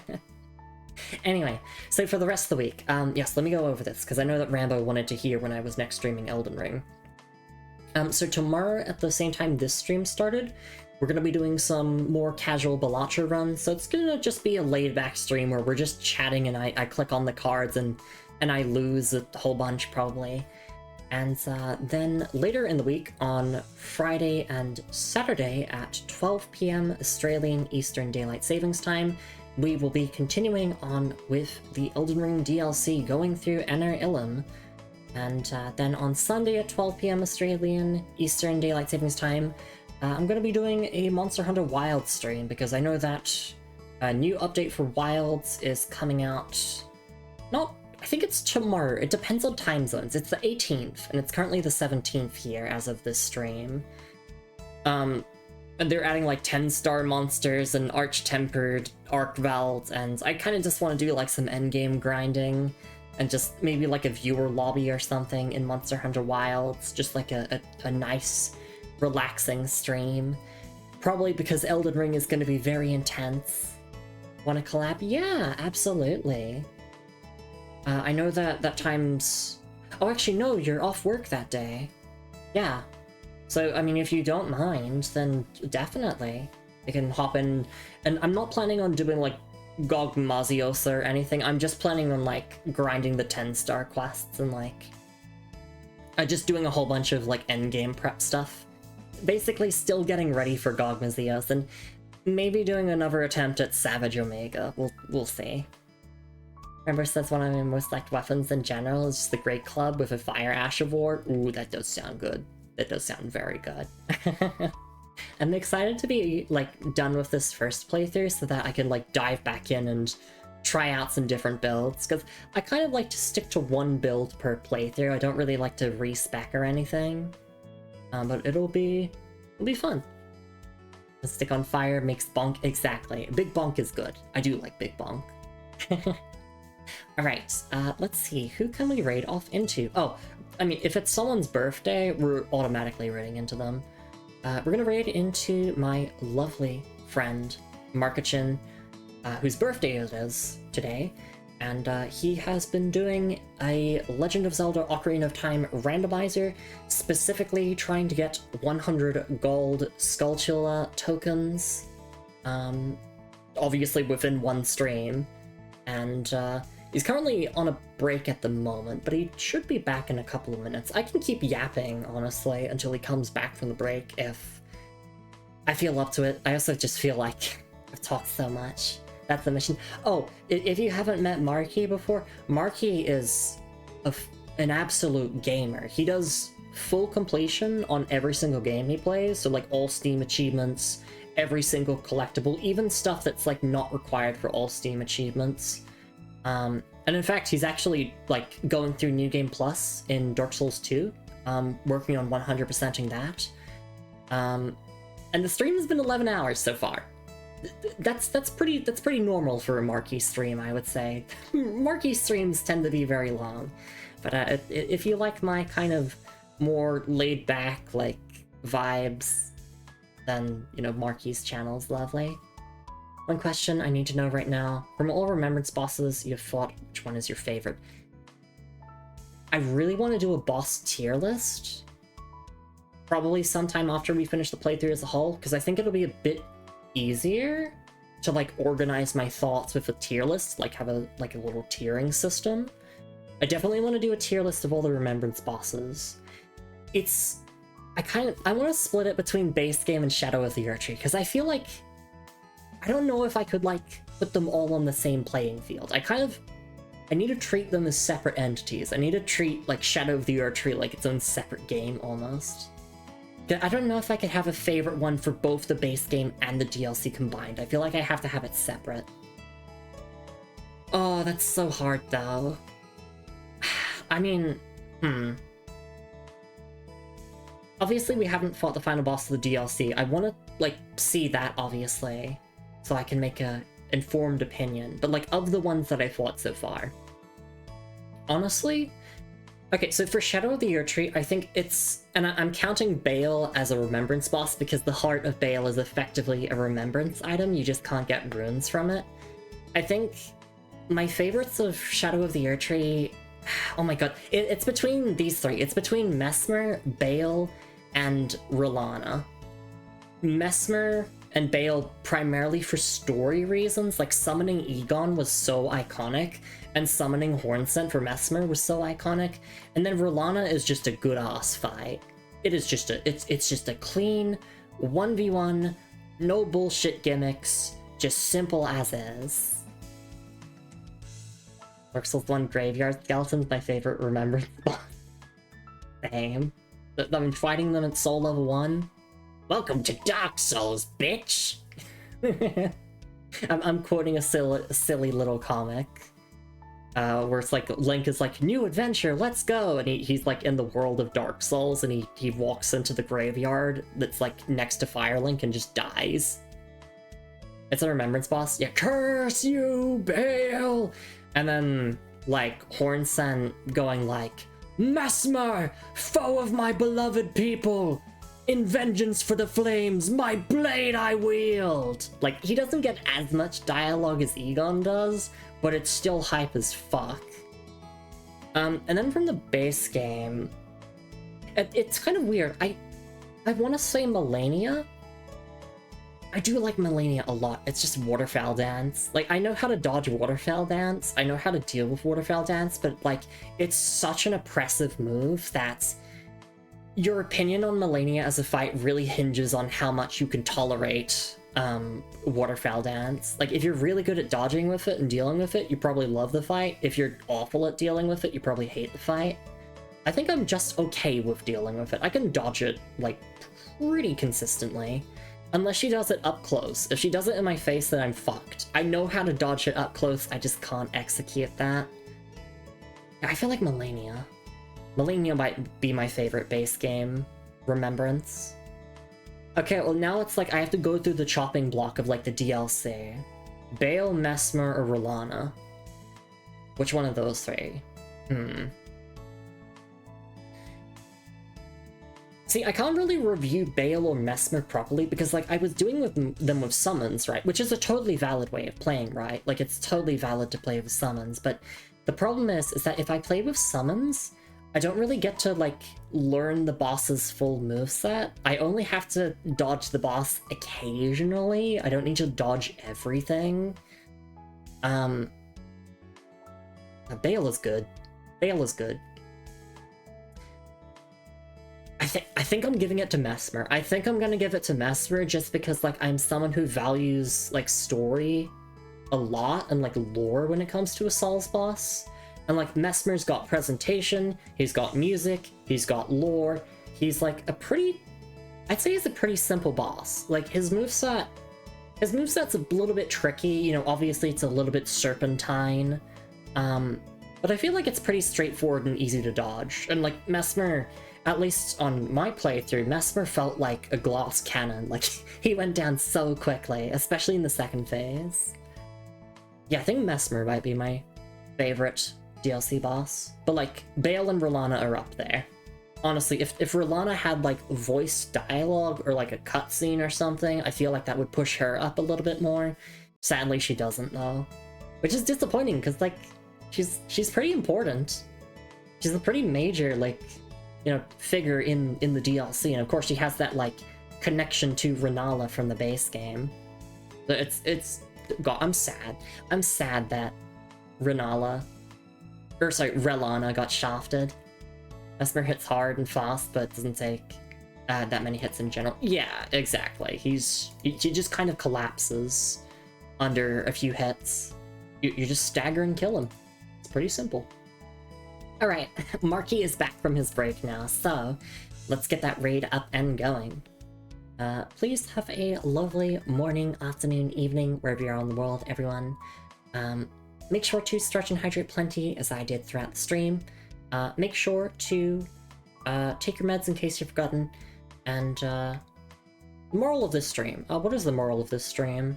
Mpreg is awesome. Yeah, that's the moral of this stream. Mpreg is awesome. But also, fuck you, Greater Will. I hate you even more. Yeah, I feel like I shouldn't direct my hatred so much towards the Two Fingers, but the Greater Will. The Greater Will is behind everything, honestly. The Greater Will is to blame. Fuck you, Greater Will. Fuck off. Alright. Thank you for stream, Lumi. Thank you for being here, Kaz. And no worries, Rambo. Thank you for, like, putting me on the spot with that question. It was a fun question, and I'm excited to do, like, a proper Remembrance boss tier list when I'm done with, like, the game as a whole. Anyway, that's enough for me. We'll go raid on into Marky for his birthday, and I'll see you all here tomorrow for Balatro, and later in the week for potentially Elden Ring DLC finale. We'll have to see how hard that final boss is. But yes, till then, let's go. It's raid time, baby. Oh yeah! And I'll see you all next time. Bye-bye!